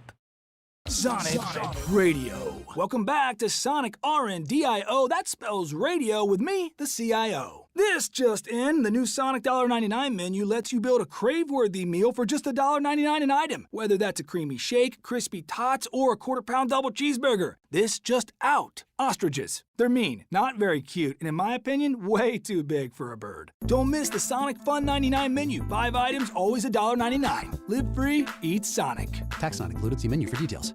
Kroger shoppers and Grizz fans, one exclusive last-minute discounted ticket deals texted straight to you during the Grizzlies 2024-2025 season. Sign up with the new Kroger Buzzer Beater deal. Fans can sign up by texting Grizz to 636-479 or visit your local Kroger store in the Delta Division and scan the QR code. By signing up, you agree to receive recurring automated promotional and personalized marketing text messages from the Memphis Grizzlies. Consent is not a condition of any purchase. Message frequency varies. Message and data rates may apply. The First Ladies of FedEx Forum, the Grizz Girls, are known across the NBA for setting the standard for professional dance and entertainment, and they are looking for dancers to join their team for the 2025-2026 season. With the chance to gain professional dance experience and connect with the Memphis community, auditioning for the Grizz Girls is an opportunity you do not want to miss. Come show up at Open Call Auditions Saturday, July 26th at the Memphis Sports and Events Center. Visit grizzlies.com/auditions now for more information. Creed. By overwhelming demand, the Summer of '99 tour returns. July 27th, FedEx Forum. With very special guest, Daughtry. And Mammoth. Tickets on sale now at livenation.com. Don't miss Creed with Daughtry and Mammoth. The Summer of '99 tour. You get to the main event. And you hear the crowd. There's some rumblings in the crowd. Here we go. They say, "We want truth." I love how John Cena said when they were chanting, "We want truth." You can't handle the truth. There you go. I loved it. He takes the knee off, boom. Takes the mask off, boom. And it's our freaking truth. God, man, he cost John Cena the match. Tune in to Grind City Wrestling weekly on the Grind City Media app and on the Grind City Media YouTube channel. Shinedown. Dance Kid Dance Tour.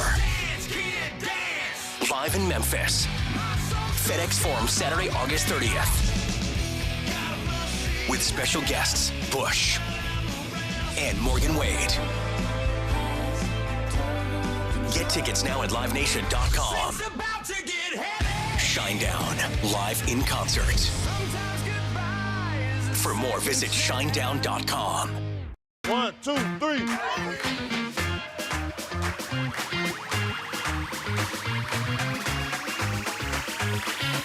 Ready, go.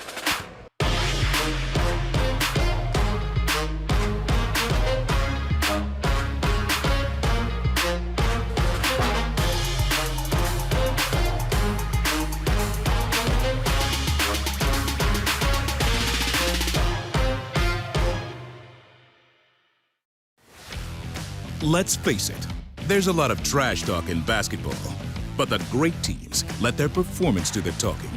Like Ford F-150 with Pro Power on board, a class-exclusive industry-first feature that turns your truck into a mobile generator and leaves the competition speechless. Ford F-150, official truck of the Grizzlies. Greatness starts here at your Mid-South Ford dealer. Class is full-size pickups under 8,500 pounds, GBWR. Grizzlies fans know it's the team that gives you the edge. Big River Steel does too. And much like the Grizzlies have recruited legendary talent, we want you to be part of our team. Are you ready to be part of something legendary? Then visit www.bigriversteel.com. That's www.bigriversteel.com.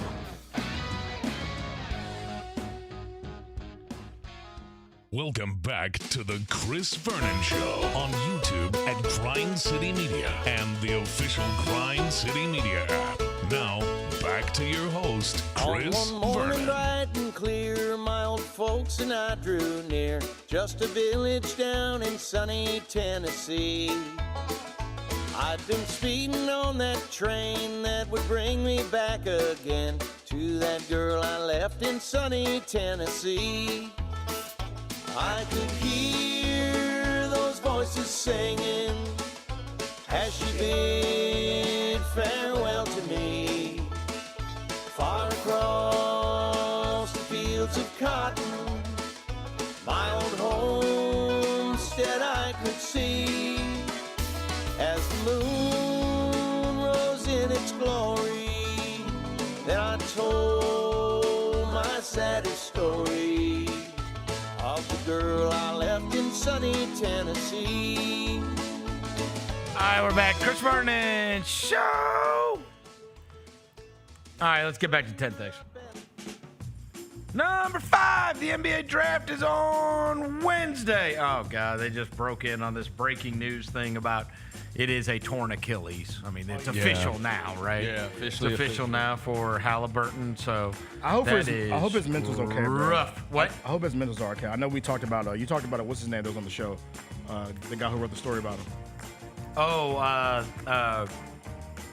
who was that we had on? Roser? The guy was like at the park. What's his name? I don't remember.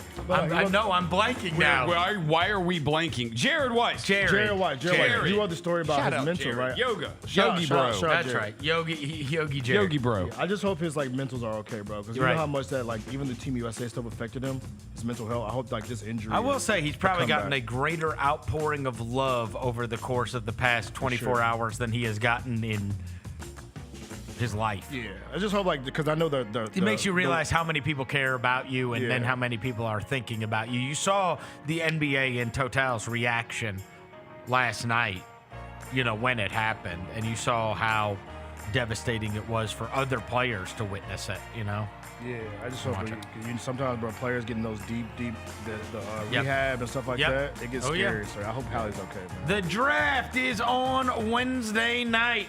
Remember, you can join us for the Grind City Media Draft Show presented by Southland Casino on Wednesday night at 7 o'clock. You can hear from GCM personalities as they react to the draft, picks, trades, and more. Download the Grind City Media app.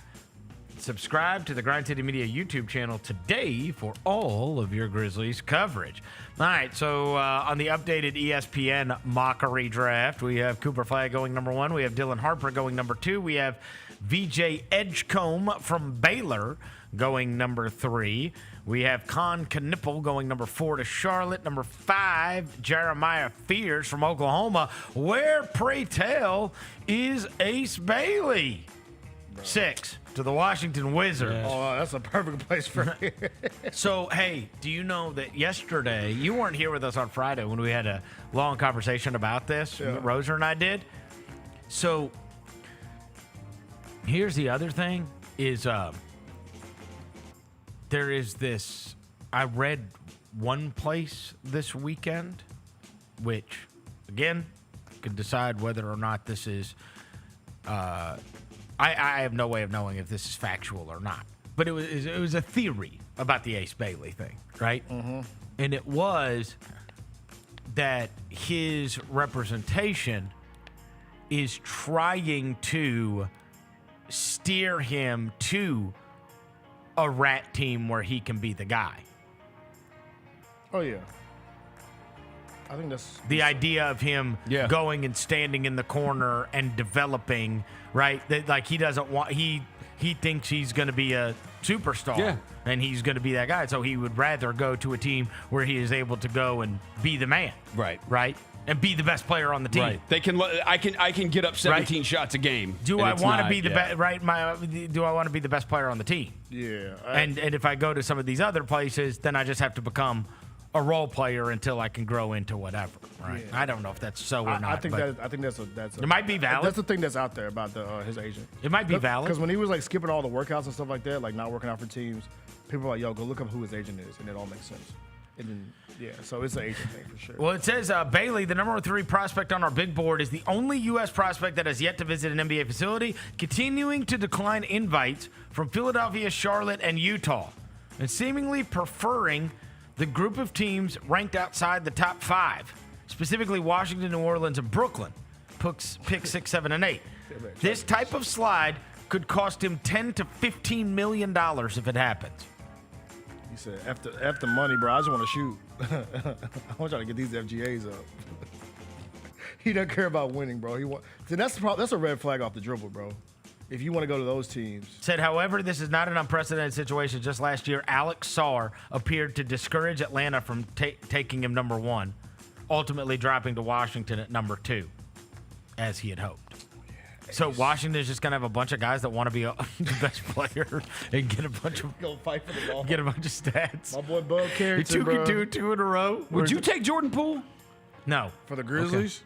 I don't want him. For us? Yeah. To do what? Off the bench. Off the bench, yeah. But he makes too much bread. He makes too much money. How money. much does he make? $30 million. We're not putting that on the roster. He makes too much money. Let me see. Jordan Poole Anyways, you scroll down to the mock draft and number 16. 27 Yeah, you're not going to put number 16 on ESPN's mock draft to the Grizzlies, Cedric Coward. Your guy, bro. They said he worked out, huh? He worked out here, eh? It said Coward has seen his stock explode over the last month as teams have gotten a closer look at the impressive physical tools, perimeter shooting, and defensive potential, creating a better understanding of his late-blooming trajectory. A senior who turns 22 on September 11th, Coward fits into the mold of every NBA team seeking with his size and frame and 38% shooting. He still could have room to improve as he is improbably playing Division III basketball 3 years ago. He worked out on Monday in Memphis. 1-on-0 because he still hasn't progressed to 3-on-3 settings, and Memphis just acquired the 16th pick from Orlando. He's also getting looks from Chicago, Phoenix, San Antonio, and Oklahoma City, with most teams in the 20s operating in the assumption that he'll be gone by that part of the draft. So he can't play off. I mean, my nightmare is with the 15th pick, the Oklahoma City Thunder select Cedric Coward. Like, this is obviously, look, it's all destiny with the guy from Target and everything. I need him on my team. My brain tells me you have to get up to 13 to get him, because maybe no higher. way he's going to make it past San Maybe Antonio. higher. So maybe so, but I would say he got invited to the green room. So you said he hasn't played. So is he not going to be able to play this year because of his shoulder? No, he's fine now. He's fine. Okay. He just hasn't he's not to work out with bodies. That's why when you see these workouts, he's 1-on-0. Okay, bad. Right, bro. His story is. You see the story about him keeping his last name because of his real dad, even though his real dad never had a relationship with him. And he's now his stepdad's the one that raised him, but he said, "I want to have that connection, so I keep the last name." That's kind of hard, bro. He's also was at Eastern Washington before he was at Washington State. So he was D3, then Eastern Washington, then Washington State. Then he was supposed to go to Duke this year. Parents ran track, bro. That's why he's so athletic. No, his grandfather won a gold medal. Yeah, his grandfather on his mother's side, Maxine Parks, passed down genes that contributed to his blah, blah, blah. Yeah, he ran track at UCLA. 400 or something like that? Yeah, bro. So his lineage is super athletic. Yeah, give me him on my team, bro. I want him. Maxine Parks. I know. We've talked about him so much, and then when I see this mock draft, I was like, oh my God. He didn't play AAU. But by the way, bro, I'm with this kid. They have Derek Queen from Maryland going 15 the pick before, and then the funniest is Igor Denman a couple picks ahead. I told you, trust me, a nerd team is taking Igor Denman, and he might end up being awesome, but it just feels that way. Yeah, for sure. He just feels that way, right? What's the mocks have Phoenix taking at 10? This one's Colin Murray Boyles, South Carolina. The kid from South Carolina? The hustler, Yep. Okay. the Draymond kind of player. Yep. Okay. Yeah, I wonder what we're gonna do if, like you said, you might have to get up. 16 is usually a really good spot for guys to drop, but who knows? Maybe they could trade up.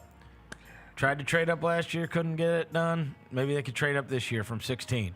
They certainly have the tools to be able to do it. Maybe you put together a deal where you can trade up and get a little center in the package.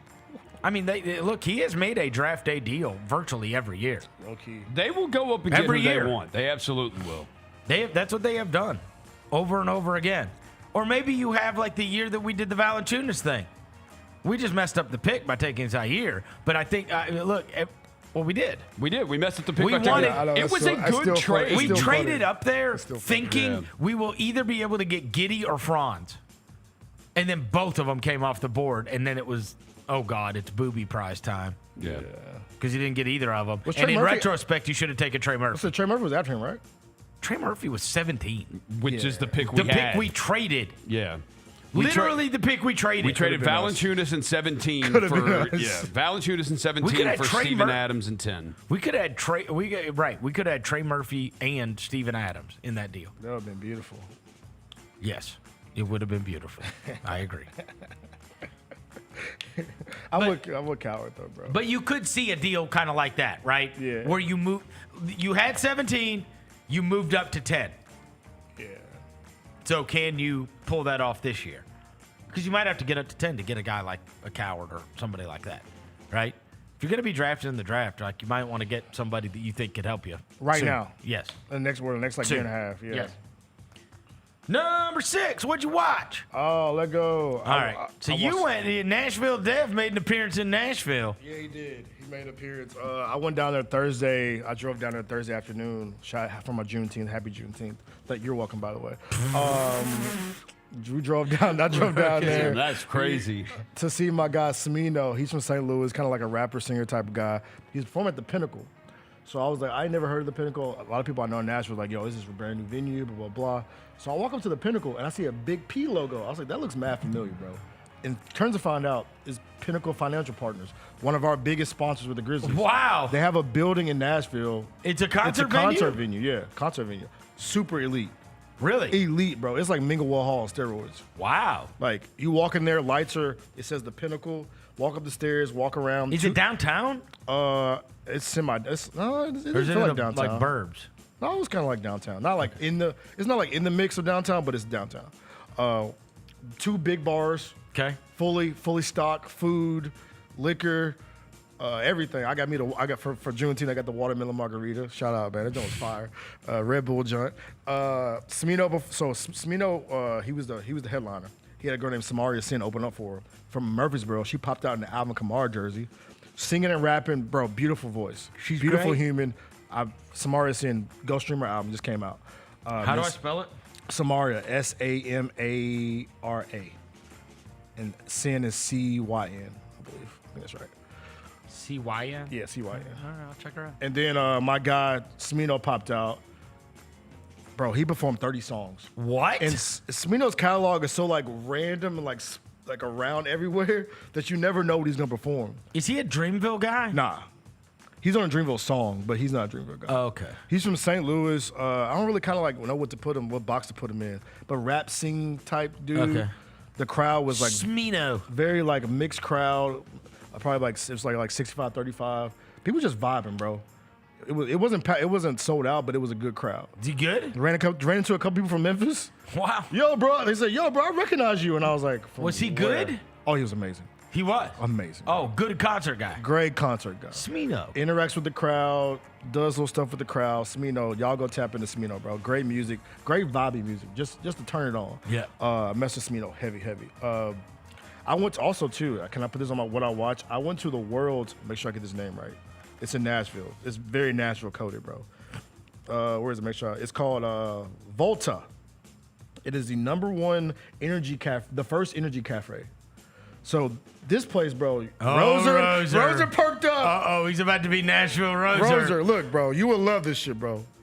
All they do is energy drinks. Oh, God. Wait. And they can tell you can. Is it like a Starbucks except with energy drinks? Low key, yes. And you can dictate how much caffeine you put in your drink.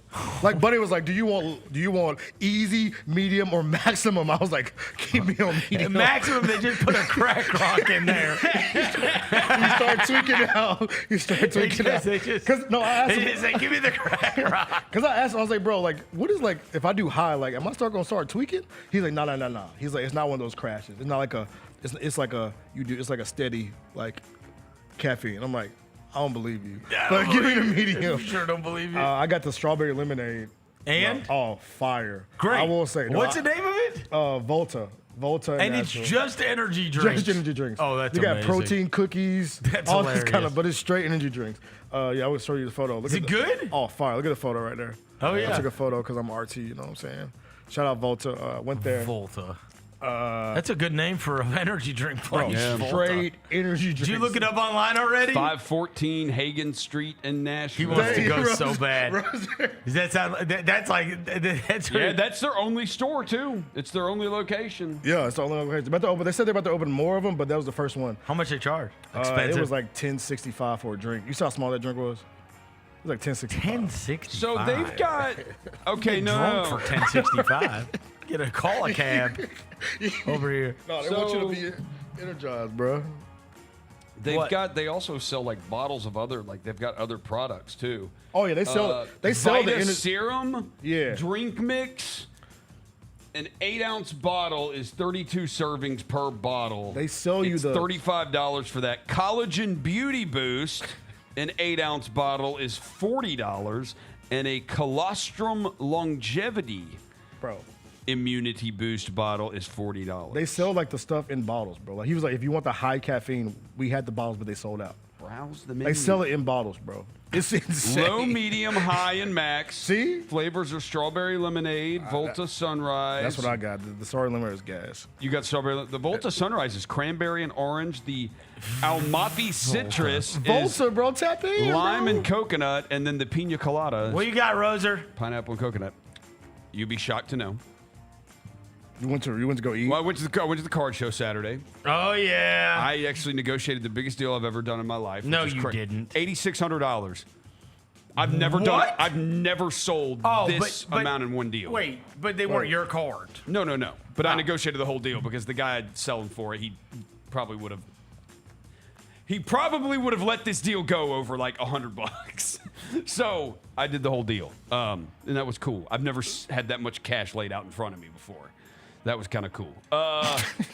And then I went to, of course, I went to dinner. Did you buy any cards while you were at the buy card anything. show? I didn't buy. It was so slammed. I didn't even get a chance to really walk around. Oh wow! I barely got a chance It's to walk around. that slammed now. It got that. They're slammed. gonna have to upsize. Probably. Yeah. It's gotten too big. It's gotten too Oh, big. man. Yeah. So I went to dinner.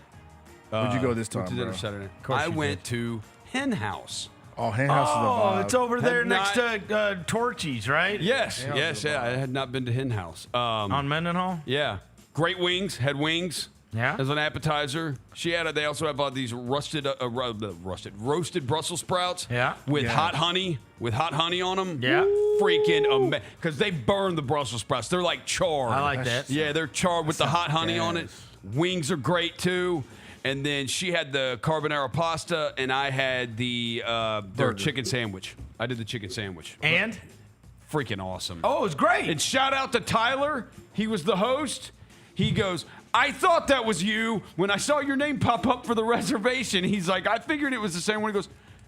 He goes, listen to you guys all the time. Oh, wow. Shout out to Tyler, man. Shout out to Respect. Tyler, the host at Henhouse. Hey, So- by the way, What a liar he is. I know, right? Big cap. Probably, but Probably saw you on Twitter. No, I forgot you recognize your name. Forgot to mention the most important part about the Pinnacle. Since we have a deal with them, somebody hits me up after the show. Was like, "Yo, I could have got you tickets for free." What? Because they're one of our partners, bro. So if y'all ever want to go to a concert at the Pinnacle, hit them up. All right. Because they got Laura coming like in November. Okay. Shout out to her, man. I watched the first couple of episodes of the Karen Reed documentary on HBO Max. And then my daughter wanted to play tag, so I said to stop. I gotta watch this. I mean, I think it's the last two I've watched on HBO. It's like they. I wonder how much they pay these, like the people that are like the actual, the ones that are charged with the crimes, to tell their stories, right? It's like it's like Karen Reed's like all up in it and being interviewed the whole time and telling her side of the story the whole time in this documentary. It's interesting, but I mean, I just told you I watched that Sherry Papini one. Same deal. It's like HBO's gotten in the, I don't know how I feel about this on the documentary front, man. There's too many of these that are involving the people that are the ones that are, right? Like I told you that about that Untold thing. It's like the only person they didn't get cooperation with was Brett Favre, so they trashed him for an hour and a half. But then they made Javaris Crittenden look like a redemption story. No, for real. He's a murderer. It's like, what are we doing? It's like if you give them cooperation, same way they did the guy from Michigan that stole all the signs. It's like all these people are cooperating with these documentaries, and then they get, I don't know, it feels like you get their side. They portray them in a good light. Yeah. And it portrays them in a better light than probably they should be portrayed in. And I don't know about on the Karen Reed front, right? But Karen Reed, obviously, that verdict came down last week. The Karen Reed, do you know about the Karen Reed story? That was the girl. It's a girl in Boston. Yeah. Go out partying one night. Guy goes into a house. They're going to go over to another guy's house, cop's house. Boyfriend gets out. They're fighting. They're like bickering at each other. He gets out, goes inside. Yeah. She doesn't come. He doesn't come back out. She calls, doesn't come back out. Calls, doesn't come back out. She's like, to hell with it. I'm leaving. So she leaves. Yeah. She gets a call early in the morning. He's dead. He's in the front driveway, in the snow, dead. They say she hit her. She hit him. Backed over. Yeah. Backed into him when she was leaving. Yeah. That he had come back outside and she backed into him. The defense says, no, something happened inside that house. Mm-hmm. And it's all Boston cops in the house. So they're saying it's all this and it was covered up. And one of the girls in the house Googled on her phone at 2:30 in the morning, how long to die in the cold. So it's all like, and the whole story had like torn apart.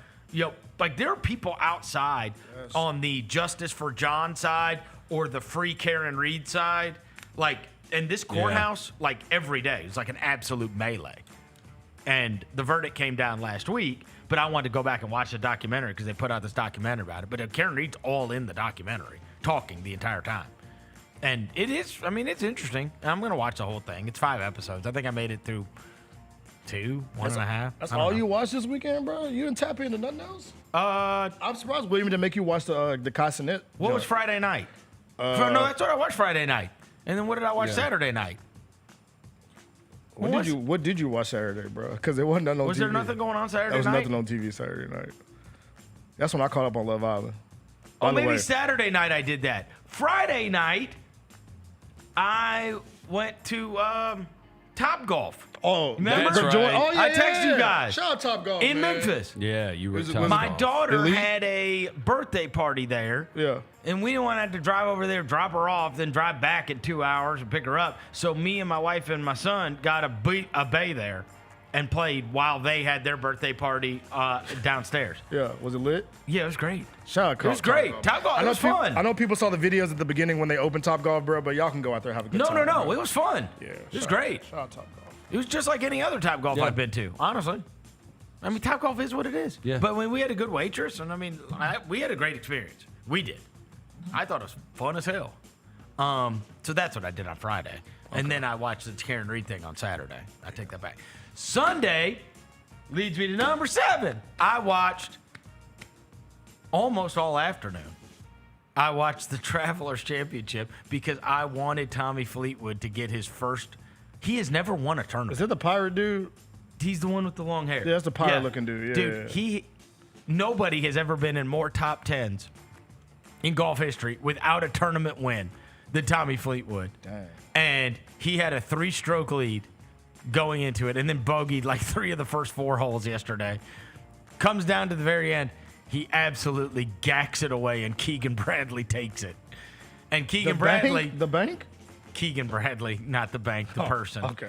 Who has been named. You will like this. You know that golf show that's on? What's it called? The what is it called? Full Swing, the golf show that's on Netflix. Yeah. So, the one that Jaren got so into. Yes, from some odd reason. Yes. So, well, because it's personalities.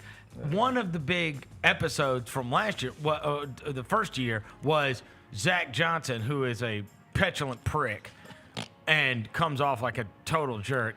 Like, the only thing in life Keegan Bradley wants to do is play for the Ryder Cup team. Mm-hmm. The Team USA versus Europe. It's the only thing Keegan Bradley wanted to do. This is the first season of Full Swing. To the point of when he had lost in the Ryder Cup, he never unpacked the bag. It was like that big of a deal. Like, that's deep in the wrap for sure. All he cared, and he wanted to go. And, bro, in season 1 of Full Swing, it was a big controversy because Zach Johnson picked other guys ranked farther down the list that he was buddies with and then calls Keegan Bradley on – I'm getting chills. He calls him on the while cameras are at Keegan's house and while he's at his house and tells him he's not taking him on the Ryder Cup team. And this dude is crushed. This is on camera?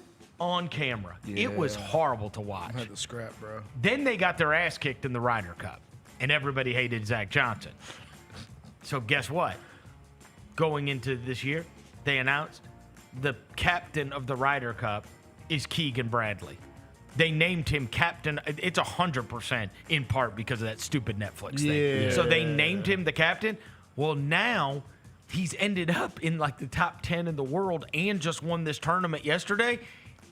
He has to play for Team USA. So they are either going to have to find a different captain or he is going to be the first guy to ever be the captain and play on the team since Arnold Palmer in 1962. Right. But he won yesterday. So now people are saying, I saw my man Shane Bacon say, bro, no, make Tiger the Ryder Cup captain and have Keegan be just one of the players. Yeah. Because the captain has to put together who plays with who are the pairings, who's in this, who's in that, who's sitting, who's benched, who's playing. And so it's hard to be a playing captain. Yeah. But anyway, Tommy Fleetwood, that poor guy. Yesterday, I mean, he just gacked it away completely. I mean, and this was his chance to win the tournament. And Keegan Bradley took it, and it was in his hometown, so everybody just went bonkers over him winning it. And when he was teeing off, they were screaming, Captain America! Captain America's crazy. Yeah. It was a great golf tournament to watch. Great. So congrats to Keegan Bradley, and I guess it's good for the United States, but I was crushed for Tommy Fleetwood. Just can't win. Boy can't win, bro. Number 8, LSU can win. They won the College World Series. Wait, they beat Coastal Carolina? Yeah, after Coastal Carolina's manager and first base coach got thrown out of the game. Did you not see this? They got kicked out. Watch this. The first inning thing? First inning. Yeah, I didn't see the video, but yeah, play that. The manager comes out of the dugout and says he's missed 3 pitches already. He's mad at him. Oh, you got the video? I think we do. Coastal Carolina's coach getting kicked out. Play it, Jalen. You got it, Jalen? Play the video. Dang, Jalen, I got the video. His last 9 games started in the SEC. He gave up a total of 10 earned runs and struck out 75. Alexander off. Throw down. No good. And that's what you're thinking right there, Ravi. Pick a breaking ball count and be aggressive. And that's exactly what Alexander does right here. Not the best of jumps, but if you're picking a breaking ball, you've got a little more margin, and Alexander steals that one easy on a throw inside the bag. Well, with Ianson, about every count is potentially a breaking ball count. He throws that curveball or the slider roughly 50% of the time. Oh, no. Oh, my goodness. He just threw Kevin Schnall out of the game. Wow. In the bottom of the first inning, the home plate umpire wait for throws it. Kevin Schnall out of this game. Flop. Big flop. He did the OKC. No, that dude's name, I'm not kidding, crazy. Kevin Dort. I believe he related no relation. Related to your boy Lou. Canadian, just you like your that, boy. Dr. Thunder? Yeah. You like that? Kevin Dort. Like when Lou Dort ran into Ben Mathurin and acted like he got shot last night? Have some pride. Come on, bro. You can't take people's ankles out, bro, if you're going to flop too. Dang, bro. Show. Come on, bro. Show. In the first inning, bro? So Gary was telling me that ump, his name's like Angel Campos. Gary was telling me he was a Major League Baseball umpire and was like stopped in 2014 was his last year. And the reason was hothead. Exactly that. He was doing exactly that. Being emotional, when he bro. got the reputation around the league amongst managers and players, like, this dude just throws you out for no reason. being emotional, bro. You can't be emotional as an umpire, bro. You can't throw a guy out in the College World Series in the bottom of the first inning. But congrats to LSU. They said it's 6 straight titles for the SEC. Is that what they said? No. Wait. Not in baseball. Wait, what? College World Series. LSU has not won 6 straight now. No, he said for the SEC. Oh. Well, no, because you do have Ole Miss and Mississippi State. Let me look it up. I got you. Give me 1 Tennessee. second. Tennessee won it last year. Yeah, Vanderbilt. LSU, Tennessee, LSU, Ole Miss, Mississippi State, COVID canceled, Vanderbilt. So that's 5. Yeah, that's 5. That's 6. 1, 2, 3, 4, 5. That's 6. And then who won the year before that? Oregon State. Wow. So Oregon State is the last non-SEC to win it? 2018. They beat Arkansas. And before that, Florida. Wow. Yeah, so SEC 6 out of the last 7. I saw the Reds. The Reds called up some like young prospect this weekend. I think it was the Reds. Some like 22-year-old. I think he's a pitcher, batter, or whatever. But I saw someone said it is the 8th player from the 2022 or 2023 Tennessee baseball team that has now been called up to the majors. I was like, golly. I was like, what? How many? I was like, that's crazy. Yeah. God, loaded. Yeah. That's crazy. Did you see that on your Tennessee message board? Wes Rucker, actually. Shout out Wes Rucker. John Vol. Shout out Wes Rucker. John Vol. Shout out VolQuest. 731. VolQuest. Is that still a thing? VolQuest a thing still? Okay. Number 9. Did you guys see the Fanatics games? Tom Brady won the Fanatics games. Yeah, I was tapped in. So a little you bit. had I was to tapped in. compete in all of these different things. You had to do a wrestler's entrance. Like you had to play all the sports. You had to shoot basketballs. You had to throw footballs. You had to hit hockey pucks. You had to, I think there was one like you had to punch a punching bag. The UFC punching bag. And so you had to do all of these different things in the Fanatics games. Yeah. And Tom Brady proved he could do anything. Like, you know, he was one of those guys that like was the quarterback, point guard, shortstop. He 100%, right? he 100% Like, took it serious. Yes. But I mean, he was also good at every sport. You see a lot of these people, and they're like, they can't do anything else but their own sport. Bro, and they look ridiculous doing the others. I liked when he ripped the Eli Manning jersey. His jumper looked good. No, he can, and he can hoop. And then he was a baseball player too, so that's old hat. And then he didn't look bad hockey either. Oh, go Brady. Tom Brady's an athlete. A real athlete, bro. Big athlete. He can do everything. You know who's not an athlete? Cody Rhodes. Cody Rhodes. And John Cena. Oh yeah, John Cena just like he's the muscle Joe guy. Burrow's like that too. You see him throwing the baseball? No. It was super on. Like they were like, bro, why? Was it awkward? Like he was throwing it just like spraying it. Like couldn't aim, couldn't hit the target. Kept hitting left. Like kept throwing it left. Like bro, are you okay, bro? They said he could. That is super strange to me. See if you can find a Joe. I would Joe never Burrow think throwing a quarterback would look that. Right, would look that awkward He throwing didn't a look baseball. awkward It's throwing a it, but he different. It's a different motion, but it's not like. Yeah, you're overhand. Yeah. You're still throwing overhand. Let me see if I can Yeah. find a clip of him. That It's not like a very frisbee or anything where you gotta, you know. Yeah, I would be surprised that any quarterback looked weird throwing a baseball. Yeah. Yeah, there you go. Look at watch. He don't look weird. Like it looks fluid, but he just can't. He can't aim He is it. fluid. He just. He can't aim. He it, has bro. no aim. He has no aim. What's really bad but about he's that? But he's throwing that he's ball throwing hard. heat. He's throwing that ball hard. Yeah, He but is. he just think he ain't got no control over it. Yeah, bro. what's really bad is that he has no control and he's looking right at the target. It's not like he looks off of the target and then throws it. Like he's looking dead at the target the entire motion and still just arm going left, throws it away. That is wild. Yeah, bro. Yeah, he does have good motion though. Yeah, they put up the funniest clip of the weekend, Jalen. I sent you that Oh one. God, Cody Rhodes. No, I ain't Cody Rhodes. Who? My John boy, Cena? my boy DJ Khaled. Oh, Khaled. Did DJ? What did DJ Khaled do? He was in the chicken tender eating contest. Him and Drewski. And he was like, "Yo, Joey And Chestnut and Michael Rubin. You know how? You know Is how that good of a- Olivia Dunn on the other side of Drewski? Yeah. I knew she was there. Bro, so when we were driving down to Orange Beach a couple weeks ago, we stopped at Raising Cane's in Mississippi. The kids love Raising Cane's for good reason. Real eater, bro.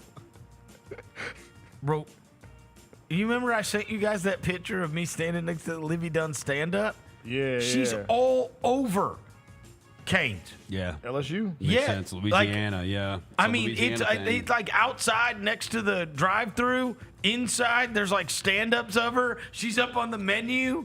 It's really bizarre. It's like Livy Dunn stuff everywhere and Racing Canes. I'm like, everybody in here is a fat ass. No, everybody. She does not eat this. Yeah, she doesn't eat this. She ain't eating canes, bro. No. My wife is literally watching me in the kitchen. Yeah, smashing canes. My William got the caniac That's what meal. I get. That's what I get. Oh my God. That's the 4 tender joint? Buddy. Double fries, double extra bread. That's what you got to do. No, it's more than 4 tenders. The caniac, you get the regular Cane's meal. Look up the caniac. It comes with toast. It comes with coleslaw. It is extreme. No, the caniac's that's the 3 finger. I get the 4 finger. No, it's joint. not. Oh, that's 6 fingers. God dang. I told you. Yeah, I get the 4 finger joint. That's a high school kid. No, He's for real. just thinking, With with a huge iced tea. Yeah, can just eat everything. You smoke a blunt or something, bro? Yeah, huge. I just sent. You don't remember what it's like to be 15. 15 is. You can scarf. Scarf. Yes. If I eat 6 tenders right now, bro, I will pass out. Yes. Yeah. Jalen, I sent you the last video. Our boy Cody Rose shooting a basketball, shooting like Cody. a toddler. Tough one for Cody. Cody. Brutal. That's tough, bro. I saw Livy Dunn did buy a $3,000 baseball card of her boyfriend there. Oh. Yeah. We all know somebody that shoots like that, bro. He looks so look at him. He looks so unathletic. He shoots like, he kind of shoots like Sean Marion. Which is so weird because every once in a while Low-key, on he kind of Instagram- shoots like Sean Marion. On He Instagram. Shoot like a toddler, bro. By the way, how crazy was that picture I sent of you to you guys of Sean Marion leading Clarksville, Tennessee in the '96? That's crazy. I told one of my buddies who played in like that era, who was like in the same played against Robert O'Kelly, Tony Harris, all those guys, and like was on the teams. I told him that I was reading this article and then saw this picture of Sean Marion leading the Clarksville team in this 1996 Tennessee State tournament, and he was like, "What?" He's like, "I thought Sean Marion was from the West Coast." I was like, "No, he's from He's like, "How have we never heard that?" Down the street. Did you know that? Yeah, I knew he was there. Yeah. From there. I never seen. I didn't know he was from Clarksville. It's like I never. He seen went to UNLV. He did. He went to UNLV. I had no idea Sean Marion was from Tennessee until this weekend. I never even heard that. Yeah, I remember until this weekend. I never seen no highlights just like that young. Crazy. I'm still looking for. Anyways, number 10 tonight. All right, so now we got to get used to life without basketball. Cubs Cardinals is on if you want to watch that.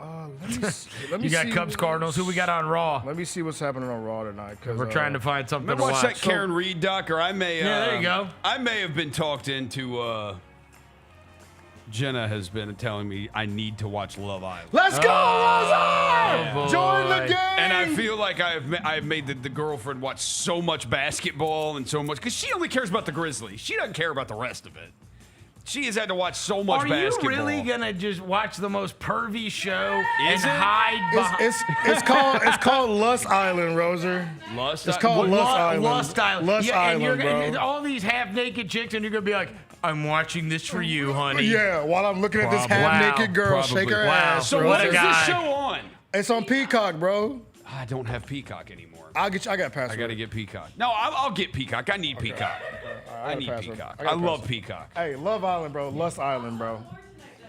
Come get on the microphone. Come talk on the microphone. Jenna gets to come talk on the Love microphone. Island aficionado. Four box it. Jalen. This show is horny as hell. Four box it.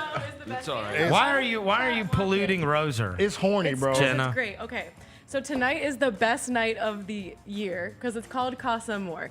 So the entire. But he has to watch the first episodes first. The first right? 15 you're episodes. only down 15 episodes. You'll be done How quick. long are they? An hour. An hour. Okay, cool. But, okay, so Casa Amor is tonight, which is why it's so exciting. They take all of the girls out of their villa who are already coupled up with these other guys, and they put them at Casa Amor with 6 new men, and they try to steal them from their old couple, and then they get to at the end of this Casa Amor thing, they get to decide if they go back single, they want their old partner, or they bring a new one, and it is so good. It's so dumb. It is. What You time watch is it it every at? day. Every night at 8 p.m. except for Wednesday, and then Saturday's a I've been live tweeting it, bro, because it is very It's so good. It's intriguing, but it's so dumb. It's so good. It's like all like I Devin. said. I will say that one of the funniest moments in sports Twitter the last 2 weeks was Jalen Brunson tweeting out, "I'm so confused," and everybody responding because he was talking about Tom Thibodeau being fired and them not having a coach yet. Yeah. And then he had to tweet again. So, my bad, everybody. I was watching Love Island. Yeah. It's true. Like somebody got sent home last night that nobody expected to get sent home. 2 people got sent home that shouldn't have been. I'm not gonna say the names, but It was one of them ridiculous. deserved it. He a bum. I literally was watching after the finals. Rosa, I'll tell you, bro. It's some lookers on there, bro. I don't think I can get through like 15 episodes. First of all, there's not that many, not enough hours tonight. Can you just pick it up? If I watched tonight's episode, I wouldn't know what was going on. Nah, you gotta see the drama. Yeah, you you gotta at get least to need the. to start watching at episode 10. You gotta see my girl Like, Huda at start least crashing start at out. 10. Well, Huda start crashing out. They call her Hurricane Huda. How long are the episodes? An hour long. Ish. And this is 15 in? 15 in, Yeah, bro. it started a couple I had to weeks catch up, bro. I'm officially caught up now. I'm locked in. I'm locked in, bro. But the thing is, I will say this, Roser, for you. Yeah. If you were ever having trouble with anything, it gets you in the mood, boy. That show gets you in the mood to go, boy. I'm telling you, Lust Island, bro. All right. It does. All right, can we stop? I'm serious. All right, yeah. Get out of here. I'm serious. Okay, Devin. I'm just saying. All right, Devin. If you watch the show. Devin. You saying it's like visual Viagra or something? That's why Devin watches the show. Okay. I ain't watching it for no real. Everything has gotten out of hand here. Lust We're Island, done with man. the show. Thanks to Devin Walker. Thanks to John Russer. Thanks to Jenna. Thanks to Dr. Jalen back Thunder. in the studio. Go to hell. Go Thunder. We will be back tomorrow. Until then, we gone.